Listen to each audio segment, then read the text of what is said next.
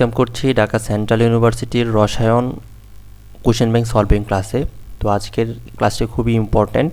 তো একটি ক্লাসের মাধ্যমে রসায়ন প্রথম পত্র এবং রসায়ন দ্বিতীয় পত্র দুটি পত্রেরই ঢাকা সেন্ট্রাল ইউনিভার্সিটিতে আসা বিগত 5 থেকে 7 বছরে যত কোশ্চেন আসছে সবগুলো কোশ্চেন 1 বাই 1 সলভ করানো হবে এবং পাশাপাশি সাজেশন থাকবে এবং কোন চ্যাপ্টারগুলো ইম্পর্ট্যান্ট, শেষ মুহূর্তে কীভাবে রিভিশন করলে ভালো একটা রেজাল্ট করা যাবে, এই যাবতীয় গাইডলাইন থাকবে। তো যা আশা করছি এই ক্লাসটি সবার জন্য খুবই ইফেক্টিভ একটি ক্লাস হতে যাচ্ছে। তো আমি যদি দেখাই আমাদের ক্লাস স্লাইডটা বা আমাদের আজকের ক্লাসটি কীভাবে সাজানো হয়েছে, তো আমরা এই ক্লাসের মাধ্যমে রসায়ন প্রথম পত্র এবং রসায়ন দ্বিতীয় পত্র উভয় পত্র কভার করব।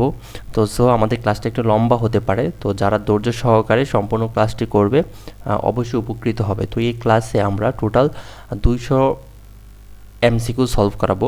এই 200 এমসিকিউ সলভ করালে আশা করছি আমরা প্রথম পত্র এবং দ্বিতীয় পত্র খুব ভালো করে কভার আপ করতে পারবো। তো এই চ্যাপ্টারটি মানে এই ক্লাসে আমরা প্রথমেই অ্যানালাইসিসগুলো দেখব, অর্থাৎ কোশ্চেন অ্যানালাইসিসগুলো দেখব যে বিগত বছর কোন অধ্যায় থেকে কতগুলো করে কোশ্চেন আসছে ঢাকা সেন্ট্রাল ইউনিভার্সিটিতে অর্থাৎ ডিসইউতে কতগুলো করে কোশ্চেন আসছে। এটা দেখার মাধ্যমে একজন শিক্ষার্থী খুব ভালো করে বুঝতে পারবে যে কোন চ্যাপ্টারটা শেষ সময় এসে সবথেকে বেশি গুরুত্বপূর্ণ এবং রিভিশনের সময় কোন চ্যাপ্টারটা সবথেকে বেশি গুরুত্ব সহকারে পড়তে হবে। তো এরই মাধ্যমে শুধু যে আমরা রসায়ন প্রথম পত্র অ্যানালাইসিস দেখাবো ব্যাপারটা এরকম না, রসায়ন দ্বিতীয় পত্র অ্যানালাইসিস থাকবে। তারপরে আমরা চলে যাব চ্যাপ্টার ওয়াইজ কোশ্চেন ব্যাংক সলভিংয়ে। Chapter wise question bank solving যাওয়ার পূর্বে আমরা দেখে নেব যে গুণগত রসায়ন থেকে কোন টপিকগুলো সবথেকে ইম্পর্টেন্ট। এরকম করে প্রতিটা চ্যাপ্টারে আমরা ঠিক একই সিস্টেমে পড়াবো যে কোন চ্যাপ্টারে যে গুণগত রসায়ন থেকে এই কোন টপিকটা সবথেকে বেশি গুরুত্বপূর্ণ এবং কোনটা থেকে সবথেকে বেশি কোশ্চেন আসতে দেখা যায়, যে আমরা এখান থেকে 3 স্টার টপিক রেখেছি। তারপর আমরা চলে যাব হচ্ছে কোশ্চেন সলভিং, তারপর আমরা 1 বাই 1 যতগুলো কোশ্চেন আসছে আমাদের সালভিত্তিক আমরা প্রত্যেকটা কোশ্চেন কী করব একদম ধরে ধরে কী করব সলভ করব। ঠিক এরকম করে আমরা প্রত্যেকটা চ্যাপ্টার, এখানে অসংখ্য স্লাইড আছে, প্রত্যেকটা স্লাইড আমরা ধরে ধরে এভাবেই সলভ করাবো। তো আমরা বেশি কথা বলবো না, এখন মূল ক্লাসে চলে যাব। তো ক্লাসে যাওয়ার আগে ছোট্ট একটা রিকোয়েস্ট থাকবে যে যাদের এই ক্লাসগুলো ভালো লাগবে অবশ্যই আমাদের চ্যানেলটিকে সাবস্ক্রাইব করে রাখবে এবং ইতিমধ্যে আমাদের ইউটিউব চ্যানেলে ফিজিক্স ফার্স্ট পেপার এবং ফিজিক্স সেকেন্ড পেপার দুটি ক্লাসই আপলোড হয়ে গেছে। আমাদের ইউটিউব চ্যানেলে ইউটিউবে এসে এডমিটরি লিখে সার্চ করার পর এই যে চ্যানেলটা আসছে এডমিটরি একাডেমি, এটাতে ওই যে এখানে আমাদের ডিসিউ ম্যারাথন ক্লাসেস একটা প্লে লিস্ট আছে, যে হোম থেকে প্লে লিস্টে চলে আসলে এই প্লে লিস্টটা তোমরা দেখতে পারবে। তো এই প্লে লিস্টটা যদি কেউ কমপ্লিট করো তাহলে অবশ্যই তোমাদের উপকৃত হবে, যেখানে math first paper math second paper ক্লাসগুলো আপলোড হবে খুব শীঘ্রই। তো তোমাদের কাছে অনুরোধ থাকবে ক্লাসগুলো করলে অবশ্যই শেষ মুহূর্তে প্রিপারেশনের জন্য এবং রিভিশনের জন্য খুবই ভালো একটা রেজাল্ট তোমরা পাবে। তো আমরা আমাদের ক্লাসে চলে যাই। আমাদের আজকের যে ক্লাস আমরা প্রথম শুরু করব রসায়ন প্রথম পত্র দিয়ে। তো শুরু করার আগে আমরা একটু অ্যানালাইসিসগুলো দেখে নিই যে বিগত বছরে কোন কোন অধ্যায় থেকে সবথেকে বেশি এমসিকিউগুলো এসেছিল। তো প্রথমেই আমরা যদি জানি যে রসায়ন প্রথম পত্রের অ্যানালাইসিস যেহেতু আমরা দেখতেছি যে রসায়ন প্রথম পত্রে যদি আমরা একটু খেয়াল করি যে অধ্যায়ভিত্তিক প্রশ্ন বিশ্লেষণে আমরা দেখি যে ল্যাবরেটরির নিরাপদ ব্যবহার, প্রথম যে চ্যাপ্টারটা সেটার নাম হচ্ছে ল্যাবরেটরির নিরাপদ ব্যবহার।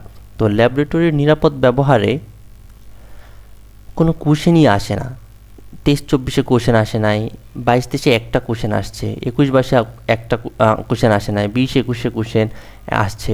তো দেখা যাচ্ছে যে কোনো কোশ্চেনই আসে না, অর্থাৎ এটা একটা কোশ্চেন আসে আবার কোশ্চেন আসে না, খুবই আনইম্পর্ট্যান্ট একটা টপিক। যদিও কোনো কোশ্চেন আসে তাহলে যে কোশ্চেনগুলো আসে এগুলো খুবই বেসিক কোশ্চেন আসে, যেগুলো অন্যান্য চ্যাপ্টারের সাথে রিলেট করে পড়া যায়। আবার তার উপরে এই চ্যাপ্টারটা যেহেতু শর্ট সিলেবাসের বহির্ভূত একটা চ্যাপ্টার, তো এই চ্যাপ্টারটা খুবই আননেসেসারি একটা চ্যাপ্টার। এই চ্যাপ্টার থেকে গত বছরও কোয়েশ্চেন আসে নাই। তো এই চ্যাপ্টারটা কেউ চাইলে এই চ্যাপ্টারটা টোটালি স্কিপ করতে পারে, এই চ্যাপ্টারটা কী করতে পারে টোটালি স্কিপ করতে পারে, অর্থাৎ এটা না পড়লেও হবে। তারপর যদি চলে যাই আমরা 2 নম্বর যে চ্যাপ্টারটা আছে যে গুণগত রসায়ন, খুবই কমন একটা চ্যাপ্টার এবং খুবই ইম্পর্ট্যান্ট একটা চ্যাপ্টার। তো এই চ্যাপ্টার থেকে দেখো প্রতি বছরই 3টা, তারপর আবার আসছে 3টা করে, তারপরে এক বছর 5টাও আসছে, 2টা আসছে, 1টা আসছে, 2টা আসছে, অর্থাৎ দেখা যাচ্ছে কি প্রতি বছরই দেখা যাচ্ছে যে গুণগত রসায়ন থেকে কোশ্চেন আসছে। এটা কোশ্চেন আসবে গুণগত রসায়ন থেকে। তারপর যদি যাই আমাদের তৃতীয় অধ্যায় যে মৌলের পর্যায়বৃত্ত ধর্ম ও রাসায়নিক বন্ধন, এই চ্যাপ্টারটা থেকে 3টা 4টা 7টা করেও কোশ্চেন আসছে, 3 আবার এক বছর 11টা আসছে, তারপর 2টা আসছে। তার মানে আমরা কি বুঝতে পারছি যে এই মৌলের পর্যায়বৃত্ত ধর্ম রাসায়নিক বন্ধন চ্যাপ্টারটা খুবই ইম্পর্টেন্ট একটা চ্যাপ্টার। তারপর যদি যে রাসায়নিক পরিবর্তন যে চ্যাপ্টারটা আছে, এটাতে দেখো 5টা 2টা, এক বছর কোশ্চেন আসে নাই, বাট পরে 2টা আবার 6টা 5টা আবার 5টা। তার মানে এইটাও কি একটা সার্টেন প্যাটার্ন মেনটেন করে কোশ্চেন আসছে, যে 5 5 6 5, মানে 5টা থেকে 3টা থেকে 5টা। তো আমরা বুঝতে পারছি যে মাঝখানে যে 3টা চ্যাপ্টার আছে, এই 3টা চ্যাপ্টার যদি কেউ ভালো করে পড়ে, অর্থাৎ এই 3টা চ্যাপ্টার পড়লেই সে কেমিস্ট্রিতে 10+ মার্ক পেয়ে যাবে, 10+ অ্যাটলিস্ট 10 মার্ক পেয়ে যাবে। কর্মমুখী রসায়ন চ্যাপ্টারটা একদমই আনইম্পর্টেন্ট, কোনো কোশ্চেনই আসতে দেখা যায় না ঢাকা সেন্ট্রাল ইউনিভার্সিটিতে। তারপর আমি যদি দেখাই যে কেমিস্ট্রি প্রথম পত্র থেকে 11টা 10টা, আবার 10 11 10 11, এক বছর 17টা কোশ্চেন আসছে, আবার 9টা। তার মানে কি কেউ যদি কেমিস্ট্রি ফার্স্ট পেপারটা ভালো করে পড়ে, জাস্ট কেমিস্ট্রি ফার্স্ট পেপারটা ভালো করে পড়ে, কেমিস্ট্রি সেকেন্ড পেপারের তুলনায় ফার্স্ট পেপারটা একটু ইজি। তো কেমিস্ট্রি ফার্স্ট পেপার যদি কেউ ভালো করে পড়ে, তাহলে সে 8+ মার্ক ইজিলি উঠাতে পারবে, 8+ মার্ক। এটা তো আমি যখন কোশ্চেন ব্যাংকটা সলভ করাবো, তুমি খুব ইজিলি কি বুঝতে পারবে যে তুমি কীভাবে 8+ মার্কটা অ্যানশিওর করতে পারো। তো আমি তোমাদের বুঝাইতে পারলাম যে কোন চ্যাপ্টারটা তোমার বেশি ইম্পর্ট্যান্ট এবং কোন চ্যাপ্টারে বেশি ইফোর্ট দিতে হবে। এবং তারপর তো আমি আবার টপিক ওয়াইজ অ্যানালাইসিস করে দিব যে কোন চ্যাপ্টারে কোন টপিকটা বেশি গুরুত্বপূর্ণ, তখন আরও ভালো করে বুঝতে পারবে। এখন যদি আমরা চলে যাই রসায়ন দ্বিতীয় পত্রের যে অ্যানালাইসিসটা আছে, যে রসায়ন দ্বিতীয় পত্রের অ্যানালাইসিসে আমরা যদি দেখি যে পরিবেশ রসায়ন, আমাদের প্রথম চ্যাপ্টারটা কি পরিবেশ রসায়ন। পরিবেশ রসায়ন থেকে কোনটা সবথেকে বেশি ইম্পর্ট্যান্ট, প্রথম যেটা আসছে সেটা হচ্ছে পরিবেশ রসায়ন 7 5 3 2 2। তো দেখা যাচ্ছে কি প্রতি বছরই এখান থেকে ভালো মানের কোশ্চেন আসছে, ভালো মানের কি আসছে কোশ্চেন আসছে। তো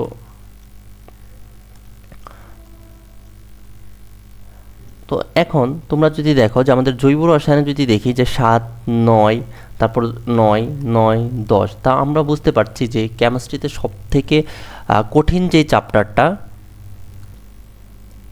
এই অধ্যায়টা সবার কাছেই তুলনামূলক কঠিন মনে হয়। তারপরেও এই চ্যাপ্টারটা থেকে প্রতি বছরই 10টা 9টা প্রায় 10টা, আমি ধরে নিলাম যে প্রতি বছরই এই জৈব রসায়ন থেকে 10টা করে কোশ্চেন আসবে, জৈব রসায়ন থেকে 10টা কোশ্চেন আসবেই।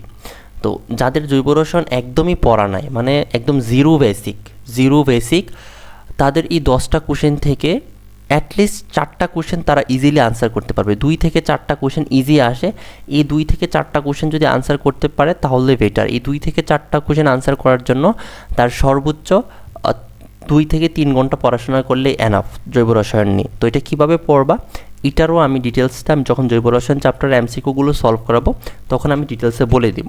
তারপর আসে হচ্ছে পরিমাণগত রসায়ন। পরিমাণগত রসায়ন থেকে কোশ্চেন মাঝে মধ্যে আসে না, আবার দুইটা করে আসতে দেখা যায়। তার মানে এটাও মোটামুটি ইম্পর্টেন্ট একটা চ্যাপ্টার। তড়িৎ রসায়ন খুবই আনইম্পর্টেন্ট চ্যাপ্টার, বাট পড়তে হবে যেহেতু একটা করে কোশ্চেন আসে এবং খুবই ইজি কোশ্চেন আসে, যেটা মানে দেখে উত্তর করা যায় এরকম কোশ্চেন আসে। তো এই চ্যাপ্টারটা কী করতে হবে, পড়তে হবে। তারপর অর্থনৈতিক রসায়ন, যেটা তো শর্ট সিলেবাসের বহির্ভূত একটা চ্যাপ্টার, তো এটা টোটালি স্কিপ করা যাবে। তো এখান থেকে কোনো একটা শিক্ষার্থী যদি শুধু পরিবেশ রসায়ন আর পরিমাণগত রসায়ন আর তড়িৎ রসায়ন এই 3টা চ্যাপ্টার পড়ে, এই 3টা চ্যাপ্টার পড়লে সে খুব ইজিলি এখান থেকে প্রায় 6 থেকে 7টা এমসিকিউ আনসার করতে পারবে। তো আমরা দেখেছিলাম যে ফার্স্ট পেপারে কোনো শিক্ষার্থী যদি 8টা আনসার করে আর এখান থেকে যদি অ্যাটলিস্ট সে 6টাও আনসার করতে পারে, তাহলে সে ইন টোটালি কতগুলো আনসার করতেছে, 14টা। তো যাদের কেমিস্ট্রিতে একটু দুর্বলতা আছে যে জৈব রসায়ন আমি পারি না, সে চাইলে জৈব রসায়ন স্কিপ করেও কিন্তু কেমিস্ট্রিতে ভালো মার্ক আনসার করতে পারে। তো এটার জন্য কিভাবে পড়তে হবে এটা নিয়ে এখন বিস্তারিত ক্লাস হবে, যে এমসিকিউগুলো কিভাবে সলভ করতে হয় এবং কোন টপিক থেকে এমসিকিউগুলো আসছে, কোন টপিকটা স্কিপ করা যাবে। তো ওভারঅল সব কিছু নিয়ে কথা বলবো এই ক্লাসে। তো এখন আমরা কোশ্চেন ব্যাংক সলভিংয়ে চলে যাব। আচ্ছা, কোশ্চেন ব্যাংক সলভিংয়ে যাওয়ার পূর্বে আমি তোমাদেরকে যদি আরেকটা জিনিস একটু, আচ্ছা কোশ্চেন ব্যাংক সলভিংয়ে চলে যাই এখন আমরা। আচ্ছা, কোশ্চেন ব্যাংক সলভিংয়ে যাওয়ার পূর্বে আমি তোমাদেরকে কিছু কথা বলতে চাই। যে ফর এক্সাম্পল তোমরা একটু খেয়াল করো যে ডিসিইউতে চান্স পেতে টোটাল কত মার্কের প্রয়োজন হয়? আমি যদি একটু বলি যে ডিসিইউতে যদি কেউ চান্স পেতে চাও, যে অ্যাটলিস্ট চান্স, শুধু চান্স পেতে চাও, চান্স পাওয়ার জন্য তোমার প্রয়োজন 50+ মার্ক যদি তুমি অ্যানশিওর করতে পারো, তাহলে তোমার ডিসিইউতে একটা সিট কনফার্ম হয়ে যাবে। তো তোমরা অনেকেই ভাবো যে 50 মানে 60-70 মার্কের মতো মানে সব কিছু অ্যানশিওর করো। তোমাদের কেমিস্ট্রিতে যদি তোমার দুর্বলতা থাকে বা ফিজিক্সে যদি দুর্বলতা থাকে, তাহলে তুমি কীভাবে করতে পারো? তুমি ধরো যে তুমি 4টা সাবজেক্ট আনসার করতে পারবে, 4টা সাবজেক্টে যদি তুমি অ্যাটলিস্ট 10 মার্ক করেও পাও, তাহলে তো তোমার 40 মার্ক অ্যানশিওর হয়ে যাচ্ছে। তো তুমি কেন এত প্যানিক হয়ে যাচ্ছ যে তোমার প্রিপারেশনে একটু ঘাটতি আছে, তুমি আনসার করতে পারতেছো না বা তোমার জন্য অনেক বেশি কঠিন হয়ে যাবে? তো আমি তোমাদেরকে এইটাই বলবো যে একটু যদি স্মার্ট ওয়েতে শেষ সময় রিভিশনটা করতে পারো, তাহলে তোমার জন্য খুবই ভালো একটা কামব্যাক করা যাবে। অর্থাৎ তুমি যদি কেমিস্ট্রিতে 12 থেকে 15 মার্কও পাও, তাহলেও তোমার চান্স পাওয়াতে কোনো বাধা সৃষ্টি করতেছে না। তো তুমি যদি জৈব রসায়ন তোমার কাছে মনে হয় যে না, আমার জৈব রসায়ন আমার কাছে অনেক বেশি কঠিন মনে হয়, তাহলে তুমি জাস্ট স্কিপ করে দাও। স্কিপ করে তুমি যেই চ্যাপ্টারগুলো ভালো পারো ওইগুলো নিয়েই ইফোর্ট দাও। এখন তুমি জৈব রসায়নের উপর গিয়ে 10 থেকে 20টা লেকচার তুমি কমপ্লিট করতে যাও, এটা তুমি জীবনেও পারবে না, কারণ তোমার হাতেই সময় আছে আর 6 থেকে 7 দিন। এই 6 থেকে 7 দিনে তুমি জৈব রসায়ন কাভার আপ করতে পারবে না। যদি ওইটা কাভার করতে যাও, তাহলে তোমার ওভারঅল সম্পূর্ণ প্রিপারেশনটাই কী হয়ে যাবে? খারাপ হয়ে যাবে। এই জন্য তুমি যেটা ভালো পারো জাস্ট ওইটাতে ফোকাস করে এক্সাম হলে যাও, একটা সার্টেন মার্ক তুমি অ্যানশিওর করে আসো, তোমার চান্স হয়ে যাবে। তো এই ছিল আমার সম্পূর্ণ ওভারঅল গাইডলাইনমূলক কথা। এখন আমরা গুণগত রসায়ন যে চ্যাপ্টারটা আছে, এইটা দিয়ে আমরা আমাদের কী করব, আমাদের কোশ্চেন ব্যাংক যে সলভিং যে পিরিয়ডটা আছে, এই কোশ্চেন ব্যাংক সলভিং পিরিয়ডটা আমরা কী করতে যাচ্ছি? শুরু করতে যাচ্ছি। তো let's start the question bank solve. তো কোশ্চেন ব্যাংক সলভ করার পূর্বে আমরা দেখব যে গুণগত রসায়ন যে অধ্যায়টা আছে, এই গুণগত রসায়ন অধ্যায় থেকে আমাদের কোন টপিকগুলো মোস্ট ইম্পর্টেন্ট, কোন টপিকগুলো মোস্ট ইম্পর্টেন্ট। তো তোমরা এখান থেকে যদি দেখো, একটু খেয়াল করো যে আমি এখানে 5টা টপিক লিখেছি। গুণগত রসায়ন থেকে কয়টা টপিক লিখেছি? টোটাল 5টা টপিক লিখেছি। 5টা টপিক থেকে সবথেকে গুরুত্বপূর্ণ যে টপিকটা ইলেকট্রন বিন্যাসের যে নীতি, তারপর হচ্ছে বর্ণালী যে নীতিগুলো আছে, অর্থাৎ আমাদের যেই আচ্ছা ম্যাথ সলভ করার সময় আমি ডিটেলসে বলে দিব টপিকগুলো। তারপর হচ্ছে দ্রাব্যতা থেকে যেটা আছে, এই 3টা টপিক যদি খুব ভালো করে পারো তাহলে খুব ভালো হয়। আর এর উপরে দেখো কোয়ান্টাম সংখ্যা, তারপর হচ্ছে বিভিন্ন আয়ন শনাক্তকরণ, এগুলো ইম্পর্টেন্ট, বাট এই টপিকগুলো একটু কম ইম্পর্টেন্ট। তবে এগুলো স্কিপ করা যাবে না, সবগুলো চ্যাপ্টারে কী করতে হবে? মাস্ট পড়তে হবে। তো আমি এই ক্লাসের স্লাইডটা অবশ্যই আমার ভিডিওর ডিসক্রিপশন বক্সে দিয়ে দেবো, তোমরা চাইলে ওইখান থেকে ক্লাস স্লাইডটা দেখে নিতে পারো। ক্লাস স্লাইডটা দিলে এইগুলো তোমাদের খাতায় নোট করতে হবে না, জাস্ট আমি যখন এমসিকিউ সলভ করাবো আমার সাথে সাথে তোমরা সলভ করবে, আমার সাথে সাথে সলভ করবে এবং আমার আগে তোমরা উত্তরটা বের করার চেষ্টা করবে, তাহলে বুঝতে পারবে যে তুমি কতটুকু মানে তোমার প্রিপারেশনটা ঠিক কতটুকু আছে, এটা তোমাদের বুঝতে ইজি হবে। তো আমরা যদি এখন কোশ্চেন ব্যাংক সলভিংয়ের প্রথম এমসিকিউয়ে চলে যাই, তাহলে তোমরা বুঝতে পারবে যে আমাদের ঠিক আমরা এখন আমাদের প্রথম এমসিকিউ চলে আসলাম। এটা হচ্ছে আমাদের প্রথম এমসিকিউ। তো আমাদের প্রথম এমসিকিউ কী বললো, যেটা আমরা গুণগত রসায়ন থেকে সলভ করাবো, যে প্রথম এমসিকিউ কী বলছে একটু খেয়াল করো তোমরা, যে এটা হচ্ছে সালফারের একটা দেওয়া আছে, এখানে 8টা সালফার আছে, বলছে 10টি অণুর মধ্যে কয়টি নিউট্রন সংখ্যা আছে। তো আমরা কি জানি নিউট্রন সংখ্যা কীভাবে বের করে? নিউট্রন সংখ্যা বের করে হচ্ছে পারমাণবিক ভর সংখ্যা থেকে পারমাণবিক সংখ্যাটা বাদ দিয়ে। তো আমরা জানি কি নিউট্রন সংখ্যা ইজ ইকুয়ালস টু ভর সংখ্যা মাইনাস কি প্রোটন সংখ্যা বা পারমাণবিক সংখ্যা। তো সালফারের জন্য এখানে ভর সংখ্যা কত দিয়ে দিয়েছে 32, আর প্রোটন সংখ্যা কত 16। তো সালফারের নিউট্রন সংখ্যা কত 16, এটা আমরা বের করলাম। এটা কয়টা সালফার অণুর জন্য? একটা সালফারের জন্য, বাট এখানে কয়টা সালফার আছে? 8টা। তাহলে এই S8-এ প্রোটন সংখ্যা নিউট্রন সংখ্যা কতটি হবে? 16 × 8। তো এটাকে যদি তুমি ক্যালকুলেশন করো, একটু দেখো তো কত হয়। আমরা জানি 160, আর 8 দুগুণে 4 8 32, তার মানে 128। কত আসতেছে? 128। আমাদের কি দেখো তো, এই যে একটা সালফার অণু আমরা বের করলাম, যে সালফার এটা হচ্ছে একটা সালফার অণু, একটি সালফার অণু, মানে এই যে S8, এটার নিউট্রন সংখ্যা কতটি? 128। এটা নিউট্রন সংখ্যা কতটি? 128টি। তো আমাদের এটা হচ্ছে একটি অণুর জন্য বের করছে। আমাদের কতটি অণুর জন্য বের করতে বলছে? 10টি অণুর জন্য। অতএব 10টি অণুর জন্য কতগুলো হবে? একটু খেয়াল করো, 10টি অণুর জন্য হবে 128 × 10। 10টি অণুর জন্য হবে 1280টি, অর্থাৎ 1280। অর্থাৎ আমাদের আনসার কত? এ। আশা করছি ম্যাথটা বুঝতে পারছো, খুবই ইজি ম্যাথ আসে ঢাকা সেন্ট্রাল ইউনিভার্সিটিতে। একটু যদি বেসিক্সটা ধরে ধরে সলভ করতে পারো তাহলে তুমি খুব ভালোভাবেই ম্যাথগুলো আনসার করে আসতে পারবে। তো আমি যদি নেক্সট স্লাইডে চলে যাই, কি বলছে যে হুন্ডের নিয়ম অনুযায়ী যে আয়রন 26, এটা হচ্ছে আয়রন মৌল, এর ইলেকট্রন বিন্যাসে ডি অরবিটালে কতটি বিজোড় ইলেকট্রন বিদ্যমান থাকে? আমরা কি জানি যে হুন্ডের নিয়ম অনুযায়ী, আমরা কি জানি হুন্ডের নিয়মটা কী ছিল, যে যে কোনো একটা শক্তি অরবিটালে ইলেকট্রনের স্পিন কি হয়, সর্বদা কি হয়? একমুখী হয়, সর্বদা কি হয়? একদিকে হয়। তো আমরা জানি ডি অরবিটালে কয়টি ঘর থাকে? 5টি ঘর থাকে, 3, 4, 5। এটা হচ্ছে আমাদের ডি অরবিটাল না, এটা হচ্ছে আমাদের কি? D orbital. তো ডি অরবিটালে আয়রনের ইলেকট্রন বিন্যাসটা কি হয়? Fe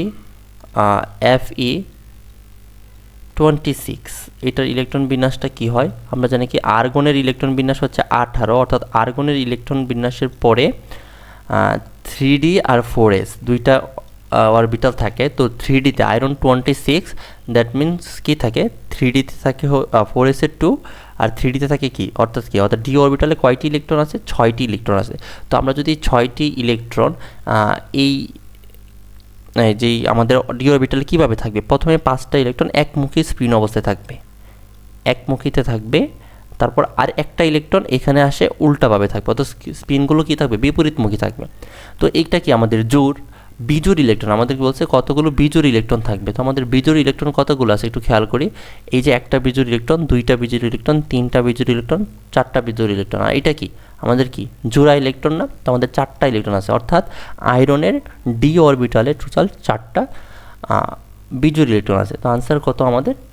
4, এইতে আছে যে আনসারটা। তারপর আমাদের নেক্সট স্লাইডে চলে যাই, যেখানে বলছে কি 4f অরবিটালের জন্য n+l এর মান কত? তো এটা জানি, এগুলো খুবই ইজি ম্যাথ। আমরা জানি কি যে n হচ্ছে শক্তি স্তরের, n কি? n হচ্ছে শক্তি স্তর, n হচ্ছে যতগুলো শক্তি স্তর থাকবে শক্তি স্তর, আর এল এর মানগুলো হচ্ছে অরবিটালের উপর ডিপেন্ড করে, যেটাকে বলা হয় সহকারী কোয়ান্টাম সংখ্যা। তো এল এর জন্য এল এর মানগুলো হচ্ছে, এস এর জন্য হচ্ছে 0, তারপর হচ্ছে পি এর জন্য হচ্ছে 1, ডি এর জন্য হচ্ছে 2, আর এফ এর জন্য হচ্ছে 3। এগুলো হচ্ছে আমাদের এল এর মান। তো আমাদের এখানে বলছে কি 4f। এখন 4f অরবিটালে আমরা যদি দেখি যে 4f অরবিটালে অ্যাকচুয়ালি ঘটনাটা কি হয়, যে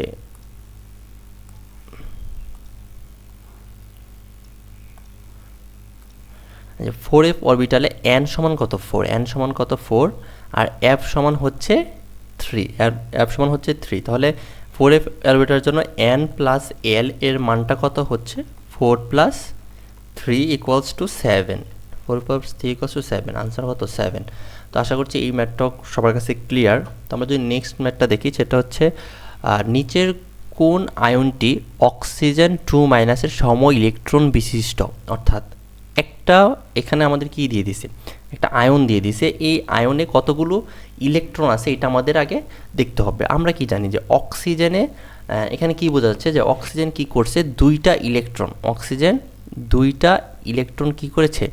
গ্রহণ করেছে। অক্সিজেন কি করেছে? 2টা ইলেকট্রন গ্রহণ করে O2- হয়ে গেছে। তার মানে কি অক্সিজেনের ইলেকট্রন ছিল 8টি, সে গ্রহণ করলো 2টি, তার মানে তার ইলেকট্রন সংখ্যা কতগুলো হলো এখন? 10টি। তার মানে ইলেকট্রন সংখ্যা কতগুলো হলো? 10টি। এখন আমাদের অপশনগুলো চেক করতে হবে কোথায় 10টি আছে। পটাশিয়াম প্লাস, মানে একটা ইলেকট্রন ত্যাগ করেছে, তার মানে কি ইলেকট্রন হয়ে গেছে 18টি। ম্যাগনেসিয়াম 2+, মানে কি 2টা ইলেকট্রন কি করেছে? ম্যাগনেসিয়াম ছেড়ে দিয়েছে। 12 থেকে হয়ে গেল কত? 12 থেকে হয়ে গেল হচ্ছে 10। ক্লোরিন 17 ছিল, একটা ইলেকট্রন গ্রহণ করেছে, 18 হয়ে গেছে। সালফার 16 ছিল, 2টা ইলেকট্রন গ্রহণ করে 18 হয়ে গেছে। তার মানে আমরা কী দিচ্ছি? অক্সিজেন যে আয়নটা ছিল এটা সম ইলেকট্রন বিশিষ্ট আয়নটিকে ম্যাগনেসিয়াম 2+। তারপরের যে ম্যাথটা এমসিকিউ আছে ওইটাতে যদি আমরা চলে যাই, কি বলছে যে শিক্ষা পরীক্ষায় ইটের ন্যায় লাল বর্ণ প্রদর্শন করলে লবণটিতে উপস্থিত, আচ্ছা বলছে শিক্ষা পরীক্ষায় কে ইটের ন্যায় লাল বর্ণ আমাদের কি করে? প্রদর্শিত করে। আমরা জানি কি ক্যালসিয়াম কি করে? ইটের ন্যায় লাল বর্ণ কি করে আমাদের আর দেখায়, আর তারপর হচ্ছে বাকি যেগুলো সোডিয়াম কী থাকে সোনালী হলুদ। তো এরকম প্রত্যেকটা আয়নই কী করে ভিন্ন ভিন্ন কালার কী করে প্রদর্শন করে। যেরকম আমাদের কী করে এখানে আছে কপার, কপার কী করে সবুজা ভাব নীল প্রকাশ করে। তারপর কী করে আমাদের পটাশিয়াম, পটাশিয়াম বেগুনি, পটাশিয়াম কী করে বেগুনি। তো এরকম প্রত্যেকটা কী আছে প্রত্যেকটা মৌল যে শিক্ষা পরীক্ষায় কী কী বর্ণ প্রদর্শন করে, এটা খুবই ইম্পর্টেন্ট। এইটা আপনাদের দায়িত্ব হচ্ছে যে বই থেকে তোমরা কী করবা, বই থেকে এটা বের করবা, বই থেকে বের করে এটা পড়ে নেবে। এটা 3 স্টার আর 2 স্টার দিয়ে দিলাম, এটা খুবই গুরুত্বপূর্ণ একটা এমসিকিউ। এটার থেকে রিলেটেড আসবে, এটাই যে হুবহু আসবে এরকম না হতে পারে। অনেক সময় বলবে যে সোডিয়াম কী দেখায়, কপার কী দেখায়, পটাশিয়াম কী দেখায়। তো এগুলো কী করতে হবে, আলাদা আলাদা করে মুখস্থ করে রাখতে হবে যেন পরীক্ষার হলে আসলে খুব সহজে আনসার করা যায়। তারপর বলছে কি এদের কোনটি আইসোবার যুগল। আইসোবার এখানে বলছে যে এমসিকিউগুলো দিয়ে দিছে এগুলোর মধ্যে কে কে আইসোবার। আমরা এটা শর্টকাটে মনে রাখবো যে আমাদের আইসোবার মানে হচ্ছে ভর সংখ্যা একই, যাদের ভর সংখ্যা এক। ভার মানে যেরকম আইসোভার, আইসোভার, আইসোভার মানে হচ্ছে ভর সংখ্যা এক, মানে ভর সংখ্যা সেম থাকলে এটা হচ্ছে আইসোবার। সংখ্যা এক থাকলে সেটাকে বলা হয় আইসোবার। তো কোথায় ভর সংখ্যা এক আছে, এই যে বিতে আছে 14, বাকি একটাতেও কি নাই ভর সংখ্যা এক নাই। তারপর যদি আইসোটুন বলতো তাহলে নিউটন সংখ্যা এক। তারপর যদি আইসোটুপ বলতো তাহলে কি প্রোটন সংখ্যা এক। তো প্রত্যেকটার ক্ষেত্রে যেমন আইসোটোপের ক্ষেত্রে কি হয়, আইসোটোপ শেষে কি আছে প আছে, তার মানে কি প্রোটন সংখ্যা সেম হবে। তারপর কি আছে আমাদের আইসোটুন,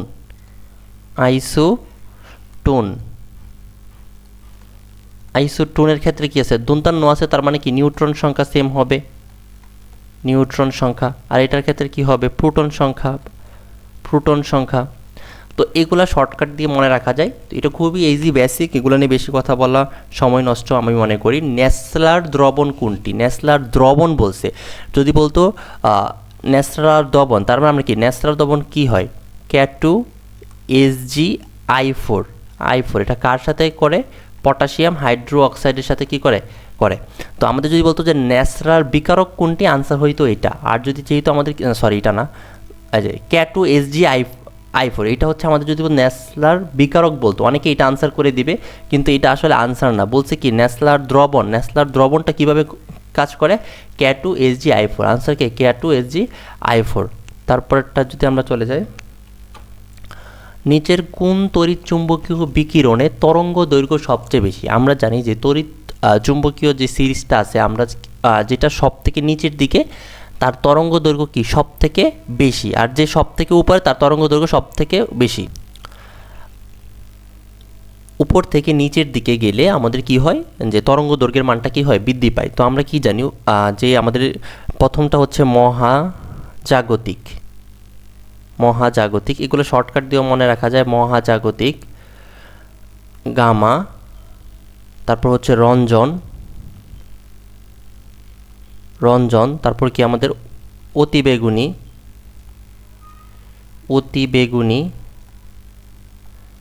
তারপর হচ্ছে দৃশ্যমান, অবলোহিত,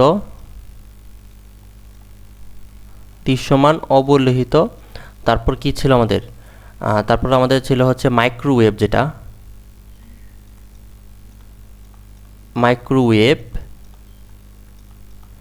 তারপর হচ্ছে রেডিও বা বেতার, যে কোনো একটা রেডিও।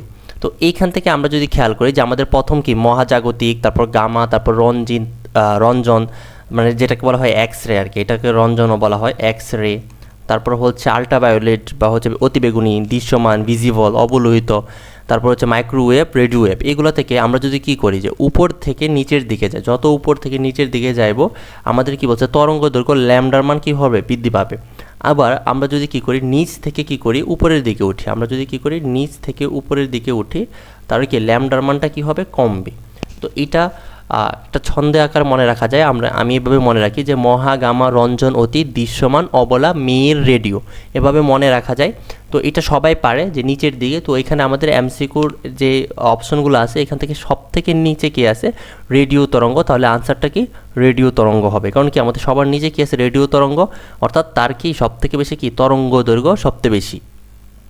তারপর থেকে চলে যায় আমাদের নেক্সটটাতে কি বলছে, আমরা যদি দেখি যে নিচের কোন মৌলযুগলের সর্ববহিস্থ শক্তি স্তরে একই সংখ্যক ইলেকট্রন আছে। সর্ববহিস্থ শক্তি স্তরে একই সংখ্যক ইলেকট্রন আছে মানে কি, এখানে আমরা যদি দেখি যে হাইড্রোজেনের ইলেকট্রন বিন্যাসগুলো করি, এখানে হাইড্রোজেনের সর্ববহিস্থ শেলে কি 1s আমরা এখানে যদি করে দেখি যে আমাদের কী কী যৌগ আছে, এখানে বলছে হাইড্রোজেনের ইলেকট্রন বিন্যাস কি 1s1। আর লিথিয়ামের কি, লিথিয়ামের হচ্ছে 1s2 2s কি 1। সর্ববহিস্থ শক্তি স্তরে সমসংখ্যক ইলেকট্রন সংখ্যা, তা আমাদের সর্ববহিস্থ শক্তি স্তরে দেখো হাইড্রোজেনে কি আছে, একটা ইলেকট্রন আছে, আবার লিথিয়ামেরও কি আছে, একটি ইলেকট্রন আছে। তার মানে আমাদের আনসারটা কি, আনসার হচ্ছে এ, অর্থাৎ কি আমাদের যে হাইড্রোজেন এবং লিথিয়াম, আমাদের কি হাইড্রোজেন এবং যে লিথিয়াম আছে উভয়ের কি সর্বশেষ যে শক্তিস্তর সেটাতে কি আছে, একটি করে ইলেকট্রন আছে, অর্থাৎ সমসংখ্যক ইলেকট্রন বিদ্যমান। তারপর কি বলছে, এরা পরস্পর কি, এই যে এখানে ভার মানে কি ভর সংখ্যা 1, আইসোটুপ মানে কি প্রোটন সংখ্যা 1, আইসোটুন মানে কি নিউটন সংখ্যা 1। তারপর এখানে আমরা যদি দেখি যে এখানে কি আছে, যে 15 থেকে 7 যদি বিয়োগ করি তাহলে আমাদের কি আসতেছে, 15 থেকে 7 বিয়োগ করলে আর 16 থেকে 8 বিয়োগ করলে যদি থাকে আমাদের নিউটন সংখ্যা, ভর সংখ্যা কিন্তু 1 না, প্রোটন সংখ্যাও কি 1 না, তো আমাদের নিউটন সংখ্যাটা 1 হওয়ার সম্ভাবনা আছে। তো নাইট্রোজেনের জন্য আমাদের যদি নিউটন সংখ্যা বের করি তাহলে কি হবে 15 - 7, তো 15 থেকে 7 চলে গেলে থাকতেছে 8। আর আমরা অক্সিজেনের জন্য যদি বের করি তাহলে কি আসতেছে, অক্সিজেনের জন্য আমরা বের করলে আসবে 16 - 8 = 8। তার মানে কি দুইজনের কি নিউটন সংখ্যা সমান, কি সমান, নিউটন সংখ্যা সমান। তো উভয়ের যদি নিউটন সংখ্যা সমান থাকে তাহলে এদেরকে কি বলা হবে, আইসোটোন, অর্থাৎ এই নাইট্রোজেন এবং অক্সিজেন পরস্পরের কি আইসোটোন। 2p অরবিটালে n, l এবং m এর মান যথাক্রমে, আচ্ছা একটা অরবিটালের যেই আমাদের যে কোয়ান্টাম সংখ্যাগুলো আছে, প্রথমটাকে বলা হয় কি আমাদের হচ্ছে আমাদের প্রধান শক্তিস্তর, যেটাকে n দ্বারা প্রকাশ করা হয়। আমরা জানি কি প্রধান শক্তিস্তর, প্রথম যেটাকে n বলে এটাকে বলা হয় হচ্ছে প্রধান শক্তিস্তর, প্রধান শক্তিস্তর। 2 নাম্বার যেটা, এটাকে বলা হয়েছে l, যেটাকে বলা হয়েছে সহকারী কোয়ান্টাম সংখ্যা। এগুলো আমরা জানি সবাই, তারপর আমি একটু লিখতেছি সহকারী কোয়ান্টাম সংখ্যা, কোয়ান্টাম সংখ্যা, সহকারী কোয়ান্টাম সংখ্যা। m কে বলা হয় হচ্ছে চুম্বকীয় কোয়ান্টাম সংখ্যা, চুম্বকীয় কোয়ান্টাম সংখ্যা, সরি বানানটা একটু ভুল হয়েছে, চুম্বকীয় কোয়ান্টাম সংখ্যা। আর তারপর হচ্ছে s কে বলা হয়, s যেহেতু এখানে নাই, বলা হয় হচ্ছে স্পিন কোয়ান্টাম সংখ্যা, স্পিন কোয়ান্টাম সংখ্যা। তো এই হচ্ছে আমাদের n, l, m, s এর পরিচয়। আমাদের বলছে 2p অরবিটালের জন্য n এর মান কত, l এর মান কত, m এর মান কত। আচ্ছা আমরা n এর মান সবাই জানি যে n হচ্ছে শক্তি স্তর, এখানে 2p মানে হচ্ছে দ্বিতীয় শক্তি স্তর। আর l এর মান আমরা একটু আগে বের করে দেখাইছি যে lp এর জন্য l এর মান হচ্ছে 1 হয়। তাহলে আমরা জানলাম যে n এর মান হবে 2 আর l এর মান কত হবে 1। আর m এর মানটাই আমরা কি করতে পারি না, অনেকেই বের করতে পারি না। তো অ্যাকচুয়ালি m এর মানটা কিভাবে বের করে, এটা যদি আমি তোমাদেরকে দেখাই, প্রতিটা শেলের জন্য m এর মান আমরা একটু বের করে দেখাই, এগুলো একটু সাইড করে দিই তাহলে।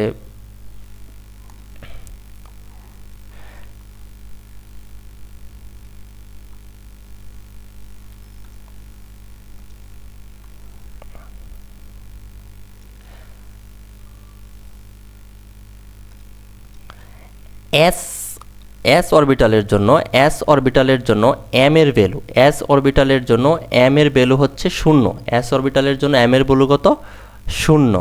তারপর যদি বলি p অরবিটালের জন্য m এর ভ্যালুটা হচ্ছে 3টা গড় থাকে না, এই যে এখানে এরকম 3টা গড় থাকে না, কেন 0 হয় এটা বোঝাচ্ছি, এরকম 3টা গড় থাকে। তো আমরা সব সময় মাঝখানেরটাকে 0 ধরবো, তারপরে ডান দিকেরটাকে প্লাস, বাম দিকেরটাকে মাইনাস। এখন আমরা সেম বিষয়টা যদি আমরা কি অরবিটালের জন্য, s অরবিটালের জন্য করি, তাহলে s অরবিটালে কয়টা গড় থাকে, একটা গড় থাকে। তো একটা গড়ের জন্য আমরা একটাই পাই, 0 পাই। যেহেতু 3টা গড় এই জন্য একটা 0, ডান পাশের দিকে প্লাস সংখ্যা বৃদ্ধি পাবে, বাম পাশের জন্য কী হবে মাইনাস হয়ে বৃদ্ধি পাবে। এখন আমরা যদি ডি অরবিটালের জন্য লিখি, ডি অরবিটালের জন্য m এর জন্য আমাদের কয়টা গড় হবে, টোটাল 5টা গড় হবে, 5টা গড়। তো আমরা যদি 5টা গড় দিই 1 2 3 4 5, তো সবসময় খেয়াল রাখবা যে মাঝখানের যেটা আছে এটাকে আমরা শূন্য দিই, মাঝখানেরটাকে যদি শূন্য দিই তারপর এই পাশে কি হবে 1, তারপর আরেকটা ঘর আছে 2, তাহলে এদিকে কি হবে -1 -2 এভাবে হবে। অর্থাৎ কি ডি অরবিটালে 5টা আছে, তো 5টাতে যেই ঘরে তোমার সর্বশেষ ইলেকট্রন আসবে ওইটাই হয় কি m এর মান। তো আমরা কি দেখতেছি p অরবিটালের জন্য এখানে আছে 2p না, তো 2pতে p অরবিটালের জন্য m এর মান কয়টা হতে পারে, m এর মান সম্ভাব্য m এর মান হতে পারে কয়টা, যে -1 0 1। তো আমাদের এই 2p অরবিটালের জন্য আমরা কি বলতে পারি m = হচ্ছে -1 0 1। তো এই তিনটা যে অপশনে থাকবে সেটা হচ্ছে আমাদের আনসার। দেখো আনসারটা কোথায় আছে, অপশন বিতে আছে। অপশন কি আছে, বিতে আছে। তো আমাদের আনসার হচ্ছে অপশন বি। তো আমরা যখন নেক্সট ম্যাথে চলে যাই, নিচের কোনটি আলফা কণা, অপশনগুলোতে একটু ইরর আছে, আমি যদি অপশনগুলো ঠিক করে দিই, এটা হচ্ছে হাইড্রোজেন 1 ছিল, এটা ছিল হাইড্রোজেন 1 আর এটা ছিল হচ্ছে হিলিয়াম 2+4 আর এখানে ছিল 2, এখানে ছিল হিলিয়াম 2 4 আর এখানে ছিল হাইড্রোজেন 1 2। তো আমরা জানি কি দ্বিধনাত্মক হিলিয়াম নিউক্লিয়াসকে কি বলা হয়ে থাকে, আলফা কণা বলা হয়ে থাকে। আলফা কণা হচ্ছে হিলিয়ামের থেকে +2 4, এটা হচ্ছে 4 টু হিলিয়াম। সহজে মনে রাখার জন্য আমি অনেক সময় বলি 4 টু হিলিয়াম। এটা হচ্ছে আমাদের আনসার বিতে আছে, এটা খুবই ইজি। তারপর হচ্ছে নিচের বিকিরণগুলোর মধ্যে কোনটির শক্তি সবথেকে বেশি, এবার বলছে শক্তি সবথেকে বেশি। আচ্ছা শক্তি সবথেকে বেশি আমরা একটু আগে দেখে আসছি, একটু আগের স্লাইডটা আমি যদি একটু স্লাইডটাকে একটু নিয়ে যাই, কোন স্লাইডে জানি দেখলাম, এই স্লাইডটাতে একটু আসি। এই স্লাইডটাতে থাকলে আমরা বুঝতে পারতেছি যে কি ল্যামডার মান কি উপর থেকে নিচের দিকে চলে গেলে অর্থাৎ তরঙ্গ দৈর্ঘ্যের মান কি পায়, বৃদ্ধি পায়, আর উপর থেকে নিচের দিকে উঠলে তরঙ্গ দৈর্ঘ্য কি হয়, কমে। তো আমরা জানি কি এখন আমাদের বলছে শক্তির ক্ষেত্রে এটা কীরকম হবে, আমরা কি জানি যে শক্তির যে ফর্মুলা আছে, শক্তির ফর্মুলাতে হচ্ছে E = c/λ, অর্থাৎ কি E হচ্ছে c, E is proportional to কি 1/λ, অর্থাৎ কি E হচ্ছে তরঙ্গ দৈর্ঘ্যের ব্যস্তানুপাতিক, অর্থাৎ ল্যামডার মান যদি বৃদ্ধি পায় শক্তি কি হবে, কমবে। শক্তির মান যদি বৃদ্ধি পায় ল্যামডা কি হবে, কমবে। তো আমাদের কি বলছে ওইখানে শক্তি সবথেকে বেশি কোথায় হবে, যেইখানে কি ল্যামডার মান কম সেখানে কি শক্তি বেশি। তো আমরা যদি ওই এমসিকিউটাতে আবার চলে যাই, যেখানে ল্যামডার মান বেশি সেখানে কি শক্তি সবথেকে বেশি, যেখানে ল্যামডার মান বেশি সেখানে শক্তি হচ্ছে কি সব, এটা না আমাদের কোন এমসিকিউটা ছিল, এটা যে নিচের কণাগুলোর মধ্যে কোনখানে সব থেকে বেশি, অর্থাৎ আমরা কি জানি E is proportional to 1/λ, অর্থাৎ যেখানে শক্তি সব থেকে বেশি সেখানে ল্যামডা সব থেকে কম। অর্থাৎ যে আমি যে সিরিজটা লিখে দিছি এই সিরিজের সব থেকে উপরে কি ল্যামডার মান কম। তো সব থেকে উপরে কি আছে আমরা যদি এখানে একটু খেয়াল করি, মাইক্রোওয়েভ নিচের দিকে আছে, আলট্রাভায়োলেট, ভিজিবল, ইনফ্রারেড। তো এখানে আমাদের কি আছে, সব থেকে উপরে আমাদের কি জাগতিক ইউভি ছিল, আলট্রাভায়োলেট। তো আমাদের আনসারটা কি হবে, আলট্রাভায়োলেট, অর্থাৎ অপশন নাম্বার সি আলট্রাভায়োলেট। আমরা কি জানি প্রথমটা কি ছিল আমাদের মহাজাগরিক, তারপর হচ্ছে গামা, তারপর আরও হচ্ছে অতিবেগুনি, তারপর তো ইউভির পরে কি ছিল আমাদের ভিজিবল ছিল, তারপর ছিল হচ্ছে ইনফ্রারেড ছিল, আইআর ছিল, এরকম করে কি ছিল নিচের দিকে এভাবে যাচ্ছিল। তো আমাদের আনসারটা কি আলট্রাভায়োলেট। তারপর যদি আমি নেক্সটে চলে যাই, বলছে কি তারা পরস্পরের কি, এটা তোমাদের SW থাকবে, এরকম অনেকগুলো ম্যাথ করাইছি, এটা তোমাদের SW। তো দেখতে পারতেছো যে গুণগত রসায়ন থেকে আহামরি কঠিন তেমন কোনো এমসিকিউ আসতেছে না, সবগুলো এমসিকিউ খুবই ইজি এবং এগুলো কি নিজে খুব ইজিলি কি সলভ করার মতো। তো এটা কি থাকলো, SW থাকলো।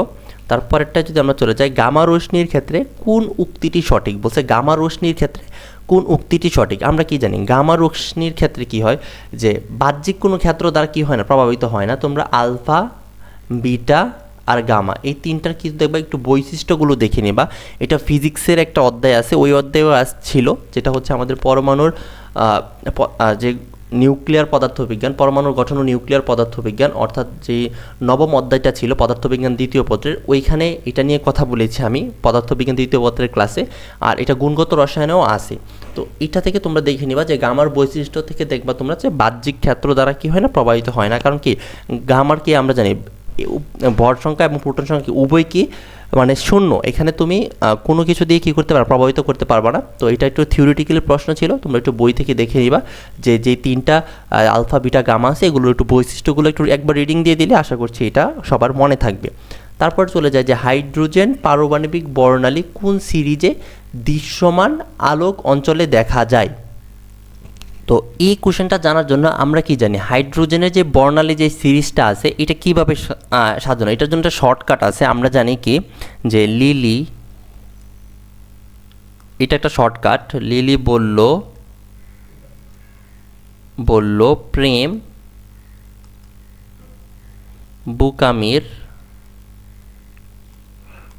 বুকামির ফসল, এটা তোমরা মনে রাখবা। তারপর এখান থেকে আমি একটু লিখে দিই যে এটা কী হয়। লিলিতে মানে হচ্ছে লাইম্যান, বল্লু থেকে হচ্ছে ব্রামার, প্রেম মানে হচ্ছে পেস্টেন,